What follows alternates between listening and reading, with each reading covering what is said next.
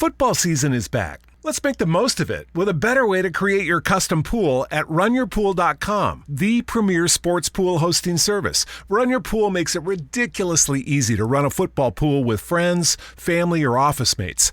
They offer dozens of formats including Survivor, Pick'em, Squares, Margin, Confidence Pools, 33, and a lot more. Run Your Pool hosts formats for NFL and college football with one-week games, full season, playoffs, or the Super Bowl. And unlike other fantasy sports platforms, they've got options and settings to make it your own. You can even brand your pool for your local business, bar, alumni, or restaurant. The NFL season starts September 9th, so check them out today and get $10 off at runyourpool.com/podcast or use promo code podcast at checkout. Have your pool up and running in minutes at runyourpool.com/podcast. Don't forget, today you get $10 off at runyourpool.com/podcast. This podcast is a member of the Voices of Wrestling Podcasting Network. Visit voicesofwrestling.com to hear the rest of our great podcasts, as well as show reviews, columns, opinions, and updates across the world of wrestling. You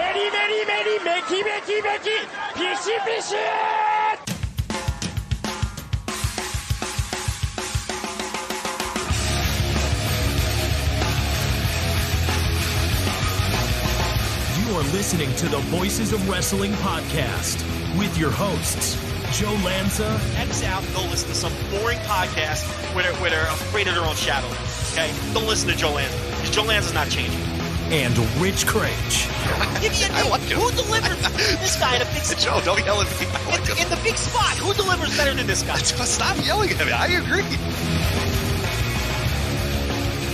And we are live here on the Voice of Wrestling Flagship podcast. I'm Rich Craich, alongside, as always, the man with a supple neck, Mr. Joe Lanza. Joe, what's happening? How long are we going to stretch out the supple neck thing? I like that one. I'm going with that one. I like it. Yeah. Well, you got mad. I kept saying the king of banter, so I changed it up. I went with the supple neck.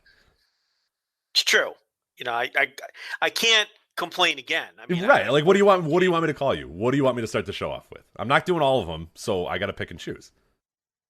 I could send you the list, and you could do all of them. You could. Do you have it? Do you have a master list somewhere? Well, I mean, now you know you're going to get one. I assume you just had it in your head, but if you have a master list somewhere, yeah, feel free. I could throw it in the randomizer and spit it out. It'll be a mystery to all of us what it'll be every single week. Oh, now that's right? That'll work. Yeah, that'll work. Yeah, we could definitely throw them all in there. We can maybe it's a Google Docs, so you can add to it in the future and stuff. So. Well, I'm always adding new nicknames. Right, yeah. So it needs to be a fluid document, so we can always add stuff to it, spreadsheets, something like that. We'll figure it out. But that's a good hook for the listeners. They never know which one is coming either. Exactly. Yeah. Will you get your favorite nickname this week? Right. We should do another tier where you can pick that week's nickname. Absolutely. I mean, $50 tier. You want to pick the nickname for Joe? Maybe even if you want to pick your own original one, $50 tier. You're good. Yeah. See, Not these bad. are money-making opportunities. Not a bad idea. Here's the thing. If G1 doesn't work out, we'll that'll be our next idea. Got to make up that income somehow. Now, listen, there will never be another new tier because then we have to go back and change everything. Yeah, and it's fucking annoying. That was the worst. We just got it done like maybe a month ago. We got everything else updated after 9 months of trying to figure out what the hell happened to when we did the $10. Yeah, we got it now. But so you're locked in, $10. You're locked in. I don't think we're ever rolling out a new one. It's just too exhausting, because you roll out the new tier and then nobody on that tier can listen to any of the previous stuff. Yeah, it's just that was a disaster. So So I was going to ask you a question to start off this show. I was going to ask you because today the Patreon.com/Voice of Wrestling. Indeed, Patreon.com/Voice of Wrestling. We'll get plenty of plug-a-rooskies out of the way for that because there's a lot of really cool stuff coming up over the next few months over there at Patreon.com/Voices of Wrestling, including our All Out Instant Reaction, which again we will not be reviewing All Out on this particular show. We did that for 2 hours until I think 2:15 a.m. Central Time. We were on there almost as long as the actual show itself, doing an all-out instant reaction show. One of the best audios that we have ever done, I thought. I mean, that was just... I could barely talk, but I think we still got a lot in there. That was a really, really extensive, really, really good audio recap of All Out. So that happened pretty close after the show, but you can listen to that at patreon.com/voice of wrestling. $10 tier for that one. But Joe, the reason I wanted to talk to you real quick, and so today the nurse went to Trader Joe's, and you're familiar with the Trader Joe's, correct? Yeah, no relation. No, yeah. So yeah, you and Trader Joe, no, nothing. Nothing. Okay, despite having the same first name, not related. Okay. So she went to Trader Joe's and acquired numerous fall related things. They're in full fall swing there. I got fall harvest tea. She made fall harvest soup. I'm drinking fall beers. I'm all, and what I wanted to ask though, because I know the TLB is nothing if not a very pertinent decorator around the house. Have you gone full fall at this point yet at the Lanza estate? Okay. Now, how early did that happen? What's today? Today's the 9th. Today is the 9th, yeah. Probably sometime around the end of August. So what are your thoughts on that? Because we had a little bit of a discussion of, because this, she made Too this early. Yeah, okay, so that's exactly. I agree, because she made this fall harvest soup today, which is very good. I like it. It's a good. It's got like kale and sweet potatoes and carrots, and it's a very good soup. It's a very, very hearty soup for the fall. But one year she made it like the third week of August, and I was like, you can't make fall harvest soup in August. It's like 95 degrees out. I'm not eating soup when it's 95 degrees. It's not fall yet. It's like August 24th. Like, no, it's not fall. And I was kind of curious if that is something. Is that a discussion you've had? Did you say, Brittany, this can't go up already? This is way too early. No, I let her do her thing, but do I pick on her? Absolutely. Okay. It's too early. I mean, it's got to be after Labor Day. Right. So like we're talking like August 28th. We got like apple picking signs and like harvest season and like corn, like fake corn all over the place. Yeah, back to school on the little chalkboard gimmick she had. Yeah, all that. Mm-hmm. Yeah. The cornucopias. Are you familiar with? Yeah, I'm very familiar with the cornucopia. Yeah. You like a nice cornucopia? Well, wow, that seems real early for a cornucopia. Well, that's though, like right? because that's like a Thanksgiving thing. Right. That seems a little like there's the good fall decoration is like you have like one piece of corn or something like that, or a plaque that says harvest season or something on it. You know what I mean? Or fall harvest or something like that. But a whole cornucopia, that seems. Do that voice again. No, no, I'm never gonna do that. In this home, we harvest love, like something like that. Oh no, yeah, right. Written in that font, you know the font. I do. Oh yeah, it's cursive. Harvest is in cursive, a very light cursive font. Yeah, it's an off-white. It's not white. It's like an off-white. It's not quite beige. It's kind of just like an eggshell color. Maybe a cornucopia on there somewhere. Yeah. So I feel like it's too early for the cornucopia for sure. Many different kinds of gourds. Got to have the gourds. See, I think we're too early for gourd season too. Listen. There's like this bridge. I think we're in this like weird bridge right now where you can have some corns, you can have some leaves and stuff, but you can't be going. I don't think it's gourd season yet. I mean, stop yelling at me. I agree. Yeah, Yeah. I grow gourds and they're not even here yet. I couldn't even get them if I wanted to. I mean, honestly, I can live without any of this shit until October. I mean, because even when October rolls around, you still got 31 days till Halloween, let alone Thanksgiving. And September in Texas, it's still like 110. And that was another question I was going to ask. Because like for us, like the last few days have been like 71 degrees, so there's some chill in the air. You know what I mean? I had to find my hoodie the other day. Where the hell's my hoodie been? I haven't found that thing in 5 months or whatever. So I had to find the hoodie, and like I kind of get it. I kind of get if you're like you know what? Let's get the corn out there. Let's get the leaves out there. You can feel it in the air. It's getting darker a little bit earlier. Football, high school football's off and running or whatever, and it's a little chilly at night and. The windows can be open a little bit longer, but like, yeah, you're still dealing with like ungodly heat. Like, I don't know if I can get in gourd season when it's 110 degrees. That seems like a bridge too far. It's so fucking hot. It's so hot. Yeah, it's still, I don't go outside during the day hot. Yeah, no need for that. So yeah, that just, and then you walk in this house and, you feel like a pilgrim. So it doesn't, it doesn't, no. But I let her do her thing. She, It's a good looking house. Hey, I've seen the pictures. It's a nice, it's a nice place to come home to. So I got 4 TVs. What am I supposed to say? right. Tell her she can't put up a We Harvest Love in especially this Sunday when you're going to wear those 4 TVs out. So yeah, you better just let her do whatever she wants. I know. I've been getting a lot of practice in with the baseball and the college football. So I got the remote situation all figured out because that was a nightmare. So, I'm ready for Sunday. Absolutely. That's the main event for the 4 TVs. So, so the ball's in her court. I got the 4 TVs now, so she's got free reign to do whatever she wants. I really can't fucking, I can't veto. How can I veto anything at this point? Oh God, no. It's also she lives with you too, so I mean, it's like Well, that's I resemble that remark, but she, yeah, right. I commandeered an entire room and made it look like a Buffalo Wild Wings. Right. How can I tell her? I love that. Sometimes when you share this picture, and I don't know if you've shared. I don't know if you've shared a couple of the pictures publicly. But one of them is on the DirecTV, like, because they have that weird, like, the DirecTV sports, what's it called, the sports zone or whatever? Oh, the sports mix? Or sports mix or whatever, which is, like, nobody should have that on at their house. There's no real, like, I mean, I love it. I think it's awesome, but it's, like, so weird to have on at a house. Because it's just like, you can't really tell what's going. It's great for like a sports bar or whatever. It's like great for something like that.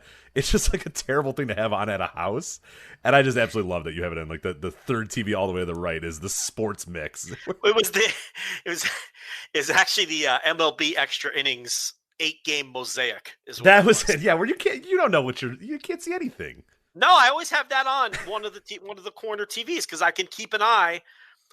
3 games aren't enough, Rich, so I can keep an eye on the other 8. Look, do you even have an opportunity to know what's going on in those 8-game mosaics?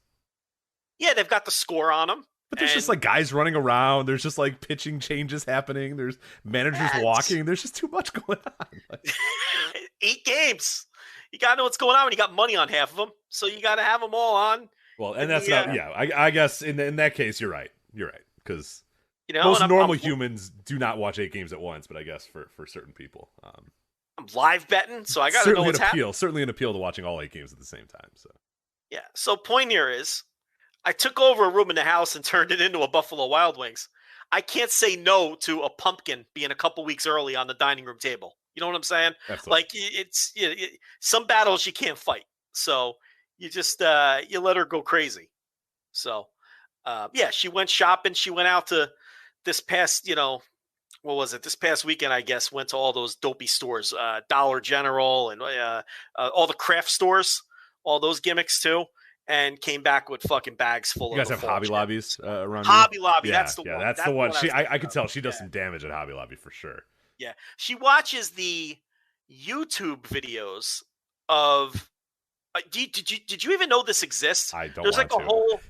There's a whole YouTube culture of Hobby Lobby, Dollar General, like all those genre of stores, like deal hunting. Oh, okay. You know what's actually interesting is somebody the other day was talking that we had a barbecue at our house, and like a bunch of my friends were talking, and somebody said that there's Aldi deal hunters. Ah, yeah. So because you know how and this is when I became aware of all these deal hunter things. Because that's a whole industry now, which is an awesome industry that we need to get into because it sounds like pretty damn easy, to be honest. But you being a famous cheapskate, yeah, sounds fantastic. Yeah. Well, so no. What the Aldi one is, and how familiar are you with Aldi? I know you're a man of great riches, so probably not. Of course, I know what Aldi's is. Would I step foot in one with the pores? Of course not. But with the rich and the pores. But right. So do you get the sales ad of Aldi? Wait, they have sales at Aldi? Yeah, of course. No, well, no. I meant like the ad, like the paper that comes. Yeah, they kind of do. But you mean the flyer? Yeah, the flyer, the ad, whatever. Yeah, the sale paper, whatever you want to call it, whatever regional dialect you want to use. So you toss that thing right in the garbage, right? Any flyer I get in the mail goes directly into the trash. It doesn't even get looked at. So goes right in the trash. What Aldi does is they have these like seasonal, weekly to monthly like specials. So like during July, they'll have a bunch of pool things, and they're like pool noodles and goggles and stuff like that. And now they probably have some fall thing or whatever. So there's a whole industry now of people. I'm not entirely aware of what the end result of this is, but there's a whole industry of people that like become obsessed with these deals now. And on July 1st, when they're going to put up when they're going to shelve and stock the goggles or whatever, these deal hunter people go and buy as many of them as they possibly can. And it's not to resell. They just like want those things for some reason, and I haven't quite figured. There's something in between that I'm not quite getting. I watched one of the videos and it's like this one lady with like 17 dog hats, and I'm like, it's cool. You got the dog hats that they were selling, but like, I think it's just the endorphin hit and adrenaline it's the rush. thrill, yeah, because it's like, she's like driving there, and she did her makeup and stuff. She's like, I'm so excited. The dog hats are going to be on sale in 2 hours, and I'm going to be there. And she goes there, and there's like 10 other people waiting outside, and like she knows these people. They're like the Aldi deal hunter people. Yeah. And it's like Black Friday, at like Best Buy. They open the doors, these people go, and they're running to buy these like $6 dog hats. And I'm like, novelty dog hats. I'm like, I don't get it, but okay. Like she doesn't even own a dog. Right. She just has to have the novelty dog hat. And like what happened was so I saw the dog hat in one of the sale papers, and I said, oh, this looks funny. We should get one for the dogs or whatever. So I just like stumble into an Aldi whenever I thought about it. Whenever I needed to get groceries, gone. Couldn't find a dog hat anywhere. So here's Rich, casual shopper. Right. I was just like, all right, the dog hats. I should go look for the dog hats. Like, they were dumb, they were stupid, but they were like $8. So whatever. You put them on the dog, you take a picture, you laugh at the dog's all sad, and then you take the dog hat away. It's perfect. But yeah, couldn't get them. And then I looked around, and then I looked up, I'd like somehow, so I mentioned it to the guy that told me about it, and he goes, oh yeah, the dog, that was a big deal in the Aldi like shopper community. And I'm like, what the fuck? There's everything. There's a niche for everything. There's probably a Patreon that makes double what we do, and they talk about Aldi deals every single week. I like that you were excited about this dog hat. I was pretty excited about these dog hats, yeah. And you were going to Aldi to buy. Let me. I'm gonna text you a picture of this dog hat to show you it. You were going to get your awful lunch meat and your $1 frozen pizzas. No. Yes. Okay. You were right about half of that. The frozen pizzas. Yes. I don't get anything resembling real food at Aldi. I just get crap. Aldi lunch meat is just I would never. Absolute turnoff. Like it's just that it just looks like, and it's always like boiled ham. Like right. Like they don't even jazz it up. They're just like, here's some Aldi boiled ham, and it looks like boiled ham. Let me tell you. And then there's the Aldi produce, which is always like, bruised fruit flies everywhere, So you stick to the frozen section, huh? I do. I stick frozen and chips, and I get like peanut butter and shit there. Just processed crap. It is off-brand chips. Like it's fine. Brands of chips that like you didn't even know existed because Clancy's. No, I know it exists, buddy. It's Clancy's. I know. Hey, he knows the Aldi brand chip. Look at that, Clancy, man. Clancy's. Is Mama that a Midwestern Mama thing? Cozy Pizzas? No, I think that's Aldi Global. I think. Oh wait! Is that an Aldi specific brand? Yes, yeah. That is the Aldi house brand for chips. Yeah. I don't like when they get tricky. These supermarkets and these stores where they have their house brands that have like a real name because they're trying to fool you.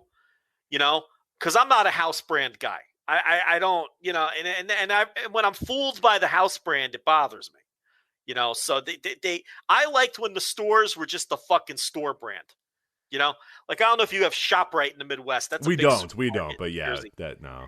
I liked when you walked into a ShopRite and the house brand was called ShopRite. So you know what you're getting into. You know what I mean? But now they all jazz it up. Every supermarket's house brand has a name that's designed to fool you, right? What's the Walmart house brand? What the fuck is that called? So Costco is like Kirkland or whatever, right? I think so. Yeah, I'll be honest. The last time I shopped at a Walmart was like 2 decades ago, so I couldn't. Yeah, we're a Target family. We're a Target family. Great Value, isn't that the Walmart one? Great Value is the Walmart one, and Target has a house brand too, which I can't think of at the moment either. But I don't like that shit. Getting fancy with the house. Well, they have Up and Up and then Good and Gather. And Market Pantry. Is that the one you're thinking of? Market Pantry. Yeah, when you buy some like horrendous traditional tomato sauce, and it's just that's the Target one. Absolutely. I think Kroger has Private Selection is what they call it. But yeah, no, I prefer just to have the store name and generic labeling too. I like the old school 80s generic label, on the house brands as well. But yeah, it's tomfoolery, Rich. I don't like being tricked into house brands because you walk into a store you're not familiar with. You don't know the difference. I'd walk into Aldi's and buy the Clancy's. I don't want the Clancy's.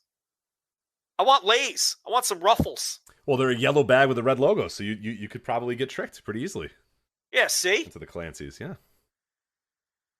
So I sent you do you have your phone nearby? I sent you the picture of the dog hat that actually looks like my dog that I sent it. That is not a picture of my dog with the dog hat. But dog hat here. Oh, that is awful. You see why I wanted to buy it?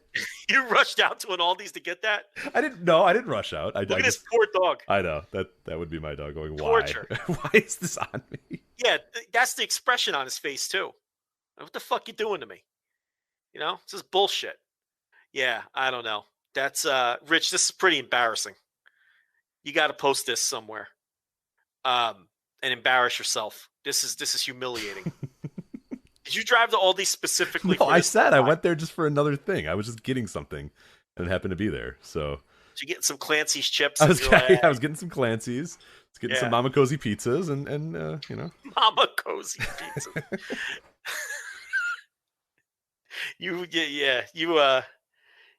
a man of the deal. There's no question about that. We know Captain Craich over there with that creaky wallet of his. You know. You make a solid wage. I don't understand it. Well, I got to pay for these extravagant vacations somehow. So. Oh, now the other dog has the hat on too? These are neither of my dogs. This is just another dog I sent you. Yeah, this isn't your dog. What is this dog? No, this is just an even more miserable dog than the first dog. Yeah. This pug just wants to die so badly. Some kind of pug mix, yeah. Yeah, some puggle or something like that, I believe it is. So. Brown. It's got the short snout. Yeah. Might be a puggle, yeah. Fucking designer breeds. Probably has a bad heart. Is that a Joe rant for another day? Designer breeds of dogs. Probably has a bad heart. For sure, he's gonna die when he's 8. Yeah, for sure. A heart attack when it's 4 because of the weird crossbreeding and the designer breeds, which that's a rant for another day. That's a return of I don't know what there used to be Joe's rants, or what was the gimmick you had? We're in a lab creating dog breeds. I don't know how I feel about that. You know, mixing and matching, seeing what looks cool when you mix them together, sacrificing the ones that come out ugly. I know what they're doing. I don't trust it. Go on. Are you done?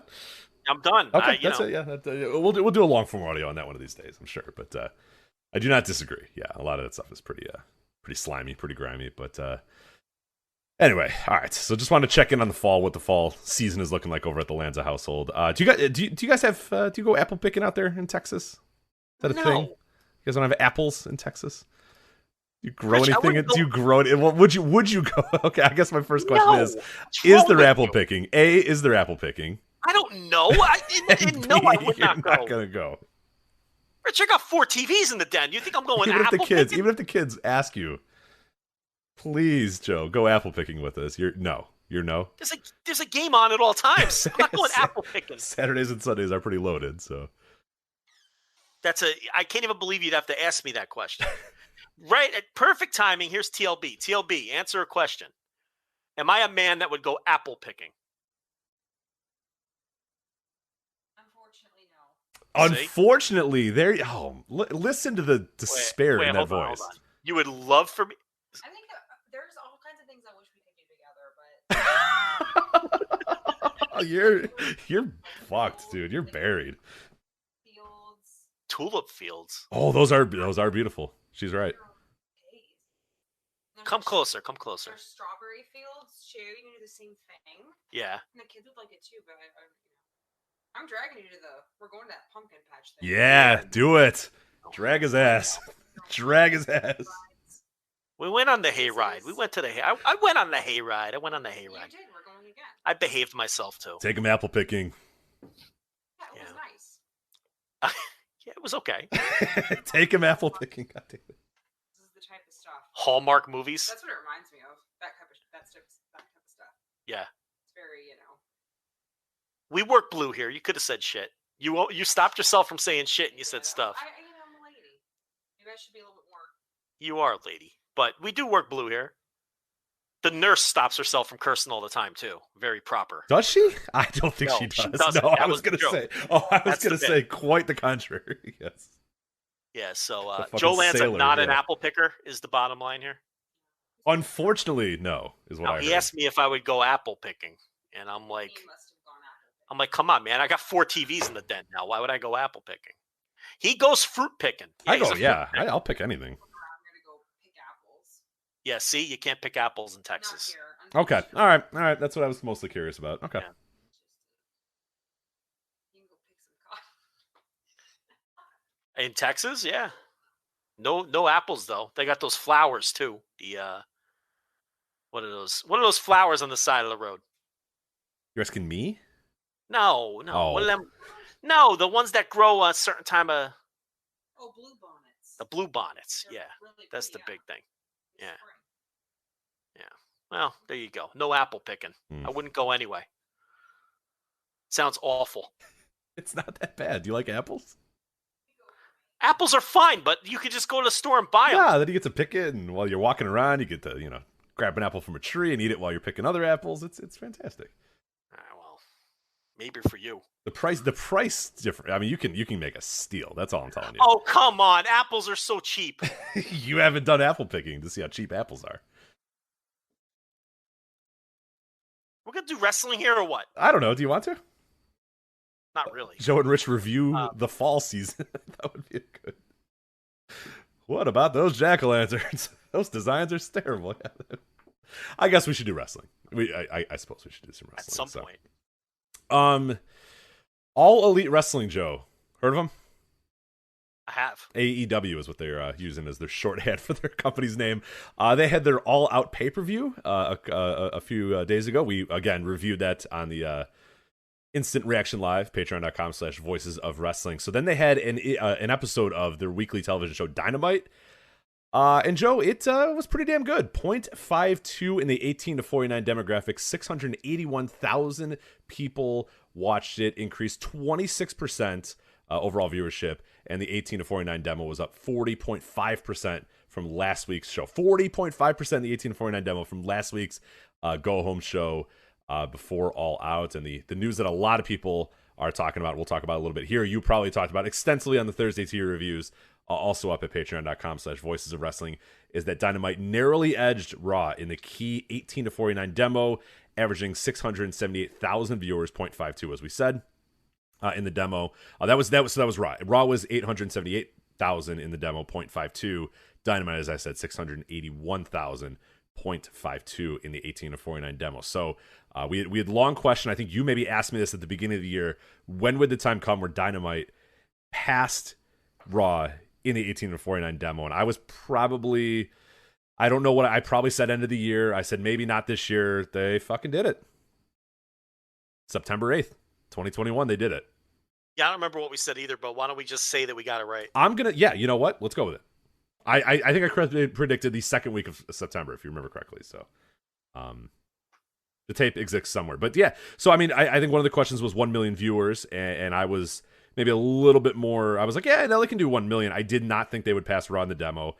I still don't know about passing either Raw or SmackDown in overall viewership. That might be still a little too far away right now. SmackDown is not going to happen. That's just that's just apples to oranges, really, between network TV and broadcast. So that's probably not going to happen. But as far as Raw, I mean, I guess we've cleared many hurdles now. We're consistently near 1 million or at 1 million or a little bit above 1 million. We're clearing Raw now in 18 to 49. I mean, I guess the next thing is, I don't know. I don't know what the next thing is. It's incredible, though. They are on a hell of a run right now, and it doesn't really show any signs of slowing down. But yeah, what do you make of this slight edge of Raw this week for Dynamite? Well, I mean, it's a perfect storm. You're coming off the pay-per-view. You've got Bryan Danielson on the show for the first time. You've got Adam Cole on the show for the first time. They're not going to maintain these kind of numbers moving forward. Maybe the Arthur Ashe show, if they really load that one up, can do something in the same neighborhood. But here's the thing. What it tells you now is that I think Raw is going to – this isn't going to be a consistent thing where it's beating Raw. This was a special week. Raw is going to beat Dynamite most weeks, but Dynamite has now reached a point where when they have a big show, they can beat Raw. And that's less than 2 years into the run, which is incredible. I don't think even the most optimistic observers thought that in under 2 years, Dynamite would beat Raw for the first time in the demo. Total viewers, They're still, 500,000 off. Monday Night Football's coming. I still don't think they're going to catch them in total view, because what do they have on the horizon? What episode of Dynamite can do significantly more than the 1.3 million they did this week? Right. Okay? It would have to take just continual increases, like little by little increases, which that usually takes some time. Like you're saying, there's not something that overnight's going to happen and all of a sudden 500,000 people are going to start watching the show that weren't watching it before. I mean, little by little, can you raise that up? Maybe, but like I still think that we're looking at a long time. I mean, that's like, to me, substantial growth if that happens anytime soon. No, because it's, let's say Arthur Ashe is a loaded lineup and they can do better than they did this week, which I don't think they can. And that one does 1.4 or even 1.5 million, which is extremely optimistic. Raw going up against the NFL, I mean, I suppose it could drop down to those levels. I don't see a scenario where they're going to catch them in total viewers in the immediate future. The demo every now and then, sure, but I don't think, if people think that this is just going to be the norm now and they're going to be neck and neck, I don't think that's the case. I agree. Yeah, Raw's going to win most weeks, and when you have a special week, I think AEW. But look, they are super hot right now, and if they have really hot programs moving forward, I mean, who knows? Raw and SmackDown have held up pretty well after SummerSlam. And even with that being the case, AEW is able to catch them this week. And, barely catch them. I mean, within the margin of error, catch them. It's not even like they thrashed them. I mean, they barely caught them.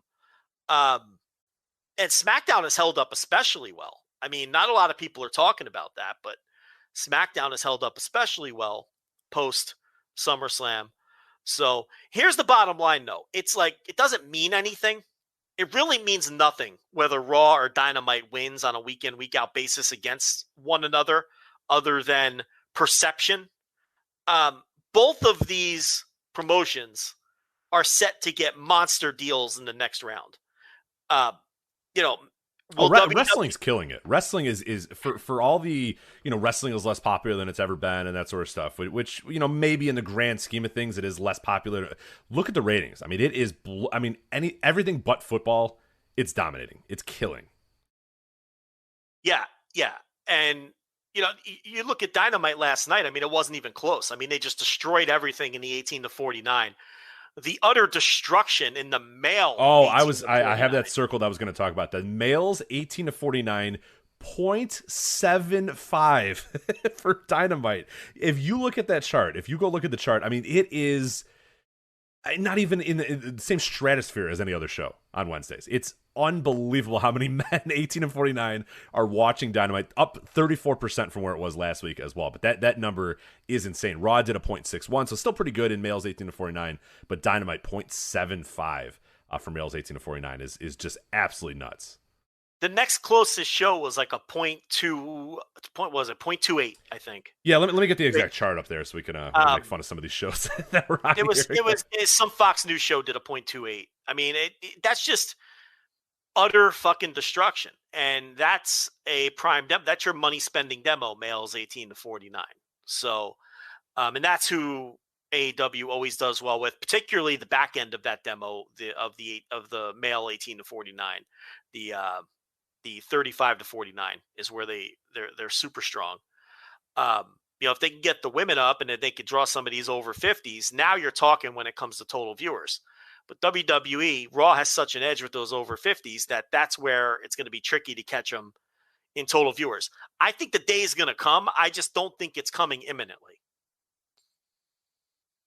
Yeah, and I think that's a fair way to assess it. I think, it's a cool little number. It's a cool thing that happened, and you always have to start somewhere. You know what I mean? You always have to have that first time you beat, them in either overall viewership or in key demos or whatever. So there's always going to be that moment, and they're always going to have that. But yeah, like you said, it's notable. It's a big deal. For sure, it's huge. They're 2 years in, man. This is not less than 2 years in. Yeah, I mean, it's pretty nuts. Like I don't think if I honestly, there's no way, and I'm sure we probably sat down. I'm sure we talked about this. even when they started. And I don't think either of us would have had any dreams of them getting this high, this quick. I just don't. I really, truly don't. Especially, I mean, fuck, go back to December 2019 where you and I are like, I don't know, man. I don't know if the show's I don't know what this thing is. I don't know what they're doing here. I don't know if it's going to work. Like, that's where we were, and it all kind of, January 2020, it kind of all changed. And obviously through the pandemic, it was like, fuck, I mean, they're on a good path, but man, this pandemic, and they just blew through it, no problem, kept going, and now they're just riding this high, man. And I mean, there's just no sign of it slowing down right now. I mean, who knows what's going to happen in a year's time, 2 years time, 3, 5, whatever. But like, yeah, right now it looks like they're riding this high, and it looks like they're just going to keep it going. So it's pretty awesome to watch. And even with Rampage, it's funny. Rampage did a 0.3 this past week, and there were a lot of just terrible, nothing total hack pundits. Are you sure? Really? I can't believe it. Wow, I cannot believe it, Joe. Not even the usual suspects. Like, no, it was like, that Forbes.com article. Alfred, I think, was the name. Yeah, like, Alfred Canoe. Rampage ratings plummet from CM Punk's debut. It's like, wow. Yeah, no shit. It's like, yeah. What you think was going to happen? Right. Pro Bowl ratings less than Super Bowl. NFL in crisis mode. You know what I mean? Like, yeah, exactly. And it's like there were others as well, and a lot of these sites just don't know what they're talking about. I mean, besides the fact that the Punk number was, everyone understands that was a complete anomaly because it was one of the biggest wrestling television events in a decade. Of course, it was gonna. And they could have done more if they put it on Wednesday at fucking 8:00, but they chose to put it on Friday at 10:00 to establish Rampage and establish the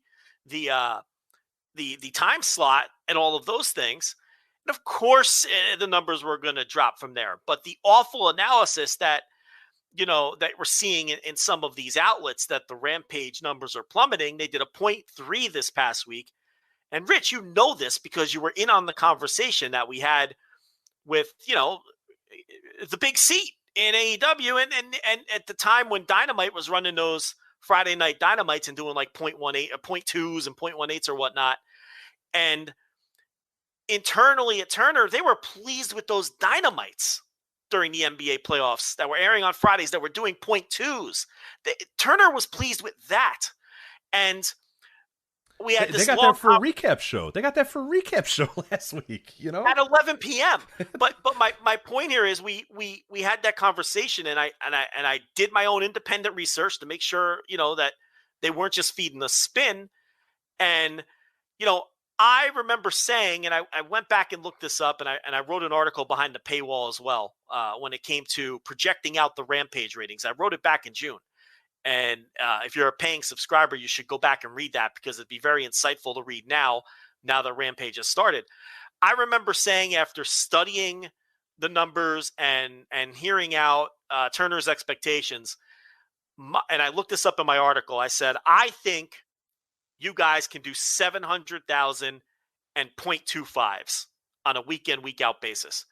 And you remember, it was kind of like, oh, that'd be great, but we're not sure we can do that. You know what I mean? It was like, and they did a 0.3 this past week, and people are acting like the world is caving in. That's an incredible number for Friday at 10:00. And I remember saying too, I was like, I think on loaded weeks, and this is before Rampage started, I think you guys can touch 0.3. And it wasn't like they said, that's absurd, we can't do that, but it definitely wasn't, oh, kind yeah, of like yeah, we'll see sort of reaction. Yeah, like, maybe, yeah, who knows. yeah, but it's like embarrassed, that like, I don't, maybe, kind of like apprehensive to agree with that number. But my thought pattern on that was, with that second hour of Dynamite from 11 to 12 dragging down the averages, I figured with Rampage only being an hour, on a big week they could touch 0.3. And on a common week, I still believe that I'm sticking with my projection that the settle point is going to be roughly 700,000 and 0.25 on a week in, week out basis for Rampage. And I think that's a massive success for that. I know that's a massive success for that time. And I'll be honest, I could see that number definitely rising as we get closer to the fall and the winter months or whatever. When I mean, I don't know about other people, but I'm way less. I don't go out much in the fall and the winter, especially on Fridays or whatever, because it's like the weather kind of stinks. It's kind of a pain in the ass. Like I do a lot of TV watching on Friday nights. In the summer, I'm always going I'm doing somewhere, I'm going something, I'm walking around, I'm outside, I'm doing whatever. Come in the fall and the winter, I just fucking stay home on a Friday. Usually, I'm not doing anything, especially during a pandemic or whatever. So, yeah, I mean, I don't think it's unrealistic that we probably, I mean, like you said, the Punk is an anomaly, but yeah, moving forward, I could see that number continuing to impress people and be shocking every single week, especially come fall and winter. I mean, they're doing all this in the midst of the summer, in like the middle of the summer, which is always a tough time for TV ratings, especially on a freaking Friday night. So yeah, it is certainly pretty amazing. Listen, I think the Rampage number is going to drop more. I mean, because now we're going into week 5. So, and then you're going to see more horrendous takes, but I wouldn't start worrying about the Rampage number unless they're in the high teens or the low 2s on a week in, week out basis. Now you're talking, these are okay numbers, but they're nothing special. But if they're like 0.25 or above, I mean, that's such a win for that time slot. I mean, it really is. You go back and look at old charts on Friday night, and you can't find TBS or TNT shows on Friday night at 10 that ever even chart in the top 50. Now they have a show that's like competing for number 1 on Friday nights from the 10 p.m. slot. I mean, you go look at those Friday charts. The other shows that are in the top 10 are all on in prime time. This is on it after prime time at 10 p.m. and it's competing for number 1 on a week in, week out basis. So they have to be thrilled with Rampage. Rampage is killing it, and we'll see where it settles. I already told you where I think it will. And, Dynamite seems to set some kind of new record of some kind every week. I mean, it's just, so yeah, they're on fire. It's very obvious that Punk and Daniel Bryan, and I don't think we should be leaving Adam Cole out of this. This is a guy who was a headliner for WWE's third brand before the pandemic, was drawing big crowds to basketball arenas for takeovers and everything else. This guy's a major star. He's not a major star on the level of Punk and Bryan Danielson, but he's a major star nonetheless. And he's a huge, and to their fan base, the perception is that he's a major star.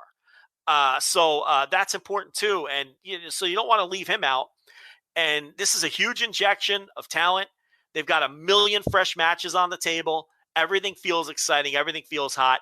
We talked last week about how I thought they needed a killer top to bottom pay-per-view because they haven't had one in a long time. And, they obviously I would say they achieved that. Yeah. In spades, I think they got that. Of all time. Yeah. I mean, and one of the greatest pay-per-views of all time. And now they're the television obviously has stayed hot coming off of that in the same ways that the WWE television stayed hot after SummerSlam. So, like you said before, all of wrestling is doing very well. You got Game Changers selling out no matter what city they go in. If you really want to go down card to the independent level, PWG's back and they're selling out all their shows in 10 minutes again. And someone made a good point. I forget who it was, but pre-pandemic PWG, people may not remember this. They weren't selling out their shows in 10 minutes anymore. When the indies were struggling and they were bringing in, trying to make new stars out of the Australians and some of the Lucha guys, they weren't selling out all of their shows in the Globe Theater. Now they're selling out in 5 minutes again. So right down to the high level indies, wrestling is doing well. The ratings are killing it all over the place. And Dynamite is to the point in under 2 years where they're able to beat Raw with a great week. So, I mean, what more needs to be said? AEW is on fire, and there's really no end to this in sight. The Arthur Ashe is going to be a huge show. And, I mean, they have incredible positive momentum right now, and it's really an exciting time. Shit is real exciting right now. And if you are a wrestler in WWE, I don't know how you see what's going on in AEW and not want to be a part of it. Yeah, and that's what I'm really waiting for more than anything is when does WWE finally respond in some of their own ways? Where, you know, and by respond, I mean, I don't mean bringing back, you know, Brock Lesnar and bringing back a John Cena, but like truly, and then I guess is the question that I can kind of parlay to you is like, when do we really see them realize, okay, we got to sit down, we got to change some stuff, we have to, will they ever get to that point? I guess that is, I guess, my bigger question that I'm really curious if we ever get there. And I forget who tweeted this out, and I feel bad. I meant to save it, I meant to email it to myself, I meant to just like it or pin it or do something so I remember who it was. But someone said we haven't gotten to the point yet, and maybe we will never get to the point where Vince McMahon starts hating Tony Khan, because that's when things get good. That's when things get juicy in prior Vince McMahon histories. A lot of times throughout the history of Vince McMahon, like he'll you know, some competition, whatever. But when he starts really disliking a guy and thinking, oh, you're trying to ruin the family business, you're trying to put me out of business, that is historically when things really got good in that company. And then he would strip things down or break things down or change the TV or do this or fire this guy or hire this guy, do all that sort of stuff. And like, I guess my bigger question about that is are we post that with Vince McMahon? Are we post that with WWE where they truly do not and maybe should not care what AEW does?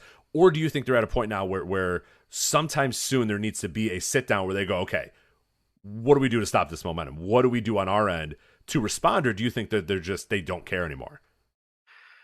I go back and forth on this. Because the fire's got to be getting hotter, man, right? Like, I would have said a year ago, forget it, who cares? We're so far ahead of those guys. 6 months ago, whatever. Yeah, good little momentum. Man, this week, after the week that they just had, after the pay-per-view they just had, after the signings they just made, and all the comments that have come out, and everything that's coming out, and we'll talk about the Kevin Owens thing in a little bit, like, there's got to be, I don't want to say fire, but there's got to be something going on there. It's got to be something that gets mentioned in a meeting or brought up or discussed or said under its breath. I just can't believe that they're just going to continue to act like it doesn't exist and just go full steam ahead with whatever they were going to do anyway. I go back and forth on it, and we've had conversations before. It's like Vince no-sold them on the investor call, which, okay, that might not mean a ton. Directly said they're not competition. Nick Khan constantly no-sells them. And we all know at least his public stance, you know, the horse blinder analogy is the one that he always makes. I'm not worried about them. I'm worried about us. I'm worried about what deal we can get. He comes across credible to me when he says that. I don't know how much I trust Vince when he says that, because we all know Vince is Vince. Yeah, we know Vince. And we know that he thinks this is his business, and he's dominated it for so long. He beat everybody. He won all the wars. Here come these guys. I could totally see him thinking that, okay, this guy's going to flame out. But at the same time, he has to understand that these are billionaires, you know, many times over, who can buy and sell Vince on a whim if they had to. So that's kind of the difference between these people, the Khans, and some of the other competitors that he's beaten over the years.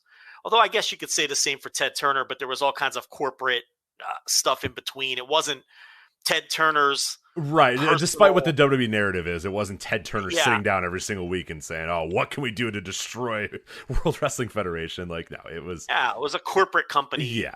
Many layers, many levels, many things. Yeah.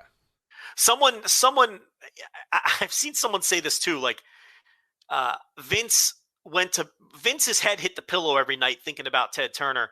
And Ted Turner probably thought about Vince McMahon once or twice a year. Right. When he made that call and said, I'm in the wrestling business, hung up that phone and then didn't care. Went to his ranch and probably shot a bison or something like that. He didn't care. I'm in the wrestling business, Vince. And then, gets on a horse and shoots a bison and never thinks about Vince McMahon ever again for the next 10 years. Like while he's in the merger discussions and about to get, pushed out of his own company that he created, he's not probably thinking, oh no, Vince is going to have the last laugh. No. By the end, Turner wasn't even involved. I mean, he wasn't.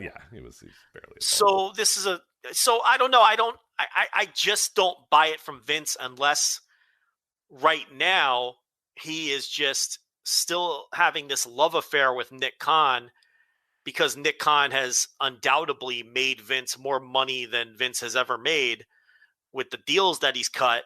So maybe right now Vince is kind of in Nick I trust.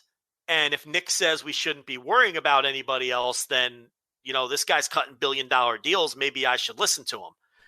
But Vince is going to be Vince at some point. And all of these little things, getting beat head to head in New York, Raw losing to Dynamite on 9/8/21, Raw, WWE losing out on free agents over and over and over, whether it's Bryan Danielson and Adam Cole. These were both gigantic L's. Yeah, these are guys they were in the room with. It's not like when you sign whoever or Ruby Soho. I don't think he's losing sleep over Ruby Soho. He let her go. He doesn't care. He doesn't care. He doesn't want her. He wanted Daniel Bryan. He wanted Adam Cole. He maybe wanted CM Punk. I have no idea. He's going to want to keep Kevin Owens, and he's probably going to lose him too. With Punk, I'm sure they made a call or two, but deep down they knew he hated them and wasn't coming back. Right. But Danielson and Cole, they made them offers and pitches and brought him in the room and lost. They both went to the other guy. And all of these little things that really are maybe minor embarrassments independently are adding up. And Vince is going to be Vince at some point. That's what I mean. And you can even go back into, the TNA days. A lot of the quote unquote big signings from TNA, with the exception maybe of Christian Cage, like most other ones were guys that Vince was done with. He released a Mick Foley. He released a Booker T. You know what I mean? Like those guys were kind of done in the company, whether they asked for their release or whatever. It wasn't like he was sitting in the room negotiating with those guys versus those. He did that with Bryan Danielson. He did that with Adam Cole. He was in the room with his pitch, put everything down, did everything that he wanted to do, gave the guys the plans, gave the guys whatever, and they went to the other team. And that doesn't happen to Vince McMahon very often at all. You can name on one hand guys that sat down, heard the pitch of Vince McMahon and whatever the top competitor was, and decided that they were going to go elsewhere. That just doesn't happen very often. And Danielson's whole family still works there. Yes. His father-in-law, his wife, his sister-in-law, like everybody else. Yes. So these are all embarrassing L's, which all add up to, the public perception is they're getting shit on every 10 minutes. And, Nick Khan can keep saying it. My dad asked me about that. He said, I told him, Daniel Bryan, because he watches Total Bellas with my mom or whatever, or Total Divas or whatever. And I said, Daniel Bryan signed there too. And he goes, Punk and Daniel Bryan? I went, yeah. And he goes, Vince McMahon's got to be fucking pissed. And I said, yeah, probably. I don't know. Like, he goes, good. Fuck that guy. And I was like, all right, I don't know why Dad hates Vince McMahon. But he was just like, he must be shaking in his boots a little bit. And I'm like, I guess, yeah. But I mean, that's the perception of my dad. You know what I mean? Like, that's got to be a lot of people. Man on the street. Yeah, not a astute wrestling analyst thinking, oh man, it's kind of weird that all these guys are leaving and going elsewhere. And there's more coming. I mean, and if you believe in it, and I believe it a little bit too with the Matt Men podcast and Andrew and those guys who have very good. I mean, they've hit on pretty much every big time story they've talked about. They're the ones that always report, NBC is kind of like, what's going on here? Fox saying, hey, what's going on here? Like, I believe those guys because they've been right about a lot of things as well. But it's like at what point does that get into a memo? At what time does that get into an email? And at what time does Vince have to kind of respond to it when a guy calls him and says, hey, what's going on with this thing? What's going on? Why is this guy on this TV? Well, I think Nick Khan and Vince McMahon, if they're being genuine in that in their, no selling of AEW, they'll have to begin to care as we inch closer to contract time. And some of these network partners play hardball with them and say, well, we have a viable alternative we can talk to if we can't agree on a number with you. I mean, at that point, you have to start caring. Whether your, claims that you don't care are true or not, at that point, you have to care. Because now it's affecting, maybe they thought AEW would just cruise along, doing their 900,000 viewers and, and cutting their little $45 million a year television deals. But now we're seeing, and it's happening very quickly, that this is, real legitimate competition for the, not in the revenue end, of course, because it's not even fucking close. It's not even in the same universe. But in terms of the market share, the television rating share and ticket sales and those things, they're cutting in now to a significant degree. So they're beating them head to head in certain cities, and not all cities, but a lot of the key ones. I mean, WWE is getting their ass kicked in Chicago and New York. Those are pretty significant cities. They are, yeah. Okay, they're still winning in other places, like I think they won head to head. They won in Houston, and there's some other cities as well where they've gone head to head and done better, at least areas of the country or whatnot. But so you've got Dynamite beating Raw this week. You've got them beating them head to head in ticket sales in major cities. You've got a pay-per-view that may have done double what any of their other pay-per-views have done to this point. You're winning free agent battles with gigantic stars. And can we please stop listening to people who keep citing this straw man casual fan and how AEW isn't doing anything to attract the casual fan? If acquiring two of the biggest pro wrestling stars of the last 15 years isn't a move to attract the casual fan, then what the fuck is? It's just becomes, that is the proof. That is the proof that what we have been saying for years on this podcast, that this mythical argument about the casual fan, it's not that casual fans don't exist. It's that the casual fan argument is bullshit. And it's just shit that people say, because they're using it for Bryan Danielson and CM Punk and saying that, you're still not doing anything to attract right. casual fans. Which, again, I want to meet. I would love to. If anybody knows this person, please have him come onto the show. Please have him call. We'll figure it out. We'll get him on the line. I want to know the person that says, I casually enjoy sports entertainment, Joe. I am casual sports entertainment guy. I'm Joe Sports Entertainment. And he flips over onto Rampage on Friday night and sees a sold-out United Center screaming and jumping up and down and going nuts on CM Punk's every single word and goes, nah, this isn't for me. I'm not watching this. Or go a step further. I want to meet this alleged casual fan who doesn't know who CM Punk is. Right. It doesn't exist. And look at the ratings. The ratings are proving it wrong. And it's like, it's just shit people say. If you see an argument that cites the casual fan, it is to be instantly ignored. It means nothing. The other thing is too, okay, so we have this mythical Joe Sports Entertainment, like we said. Yeah. Who does Joe Sports Entertainment like then? Right. If Bryan Danielson and Punk so Joe Sports Entertainment hasn't watched in 25 years then. Right. Yeah. If they don't check the box, then what you're telling me is there's like three people who mean something to it. Then it's just, unless you get The Rock. And then John Cena, The Rock, Stone Cold Steve Austin, and Goldberg are Hulk Hogan. Yeah, and Hulk Hogan are the five human people that you can get that Joe Sports Entertainment's going to go, aha, I know Stone Cold Steve Austin. So those are about the only people where people still might cite this casual fan argument. Even if it's crazy. These are direct the moves that they made. All three of them, throw colon, were directly made to attract the casual fan. That's what these moves were. So that just exposes people. And the problem isn't the random Twitter eggs that argue with Dave Meltzer. The problem is there's people paid to write this shit. And it's a disgrace. Now, we all know wrestling media is dog shit. And I can count on one hand the people who are worth a shit, and we're two of them. But it's a joke that people are paid to write this garbage. And they don't know what they're talking about. No clue.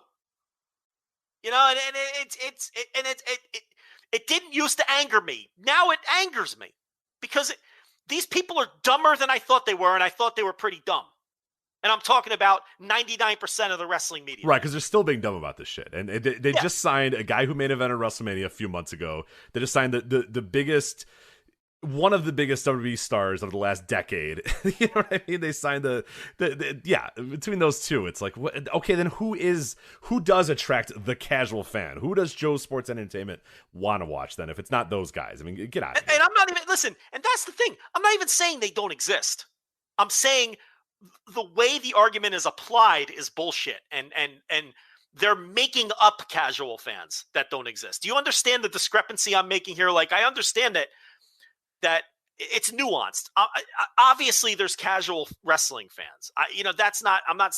But when I say that these casual fans don't exist, it's in the way that these people argue. Right, because people have this idea that they turn on the TV, and then if immediately there's not Hulk Hogan on the screen, they shrivel up into a raisin, turn the TV off, and never watch it ever again. Like, you know, and it's like, who are you talking about? Who are these people that you're talking about? And largely, you know what? Guess what? Casual fans come and go when wrestling is hot as fuck, and when people talk about wrestling and when wrestling's good. That's it. And we've always said from the beginning, and we've had a lot of arguments with you about this. This has been our stance from the day the WWE Network started, and people were saying, "Well, how do they get casual fans to subscribe to the WWE Network?" And we just said, "Be popular." You know? Do you remember that argument that we used to have with people? Yeah, we'd say WWE just needs to be popular. That's how they will get casual fans to watch it, because eventually, if they hear from their friends that, hey, this thing's, it's really cool, or yeah, I'm watching again, or they see a clip on ESPN, or that's when they start watching. It has nothing to do with exactly who's on there. I mean, a bunch of people that were probably Hulk Hogan and Randy Savage fans all started watching again in 1998, not because they recognized Stone Cold Steve Austin and The Rock, but because wrestling was cool as fuck again, and everybody was talking about it again, and they went, oh, sweet, all right, I'm going to watch again. Pick people you think can connect with a wide audience and present them as cool as you possibly can and hope that they catch on. That's really what star making is. Here's what you don't do. You don't take Bianca Belair and have her fall for a fake handshake and lose in 8 seconds. That's not how you make someone cool. There's nothing cool about that. And you can sit here and tell me about the great story being told and everything else. That's not how you make someone come across as cool and like a star. A star would have kicked Becky in the belly and beat her in 8 seconds. Not fall for the fake handshake and lose. And that's basically what it comes down to, and it speaks to the point you're making. That's why WWE isn't cool, because none of the characters on the show are cool. They're all a bunch of dorks. They're all unlikable. And, that's part of the problem. And AEW, it's just like at its core, and again, like it seems like it's too. Sorry to interrupt, but like at its core, it's just like, just be popular and be cool and be fun and be interesting. That's how wrestling becomes popular. There's no magic. Oh, it needs to be this or it needs to be that. It needs to be whatever it is that gets people watching, gets people excited, and gets people interested. You know, that's it. And there's no mythical way to do it. It just kind of sometimes happens. You know. Sometimes you just produce good TV, or you hit on the right guys, or you're on a roll, or it's just something happens and it just works, and then people start watching it. And no, there's not some secret sauce, and there's not like one thing that people will there's not one thing that you can do that will make everybody start watching again. Because if it was that easy, we wouldn't be in a 20-year slog of trying to get back to where we were, in 1998 or whatever. Well, there's a place right now that's starting to feel pretty cool. Yeah, absolutely. And that's why, like, this mythical fan that shrivels into a blob when they watch, Bryan Danielson throw a bunch of kicks and throw somebody on their head on all out, and goes, and then just turns it off and never watches it again. Like, who are these people? That's not Hulk Hogan. Who is that? And just turns it off. There's more people. Why are the fans yelling? I don't understand anything. I must never watch again. Everyone's cheering and everyone's going nuts. I don't know the story. Who are these people? Yeah. Really, if you know one of these people, please have him come out of the show. I'd love to talk to man who turns into blob. I would love to have a discussion. There's too many people at ringside. I'm so confused. Right. Who's the Jurassic Express guy? Why is the guy a dinosaur? I think I could never watch again. Again, It's more people watched. More people in the demo watched Dynamite this week than total people watched NXT. I mean, think about that. And, and not too long ago, NXT was being relied on to beat them. And it's like, what's the difference? I mean, does anything on NXT feel cool or hot or exciting? No. And it hasn't for a long time. Index is getting married next week, Joe. So that's probably yourself. Speak for yourself. That number's that's gonna pop a big number, man. It's gonna pop a good number by their standards. For sure. Someone's going into cake. Dex. Okay. Yeah. So we know what's gonna happen, right? So someone's going into the cake. Someone's gonna say, does anybody have a reason for this couple to not be married? And someone, insert heel, is gonna come out, right? And go, I've got some special footage you people need to see. Who's Sam Shaw? What the fuck's his name? Dexter Lumis. Who's he fucking? Dexter Lumis. That he's not supposed to be fucking. No, I don't. Mandy? You know, that's a usual wrestling wedding trope for sure. You think this is And just gonna go off as a wedding and move on? No, absolutely not. I Okay. just don't know. I just don't know which usual wedding trope they're going to use. You know what I mean? Like one of them is going to. Some of the things. Gargano's going through a cake for sure. Somehow, Gargano's eating a cake. He's got to go face first into a cake. Yeah, he's going face first into a cake. It's WWE. They'll probably have a food fight. For sure. They'll probably throw cake at each other. It's hilarious stuff. Actually, the bachelorette party stuff was genuinely funny. That was pretty good I don't know stuff. if you watched Yeah, I did see some of that. Yeah, I don't know if that was Boresh. I assume it was Boresh that did it. It was actually funny stuff. Now, the bachelor party stuff I didn't like. I thought that was corny. But the bachelorette party stuff, where it's like all these women are there and they all think that Indy is a dork and they don't want to be there. Like that stuff was funny. There were some good lines and some good bits. So that was actually pretty entertaining. The bachelor party, though, that was where they were playing laser tag and throwing the axes. That was not. I'm trying to remember. There was a segment when Stephanie McMahon had a bachelorette party. Do you remember this when she was marrying Test?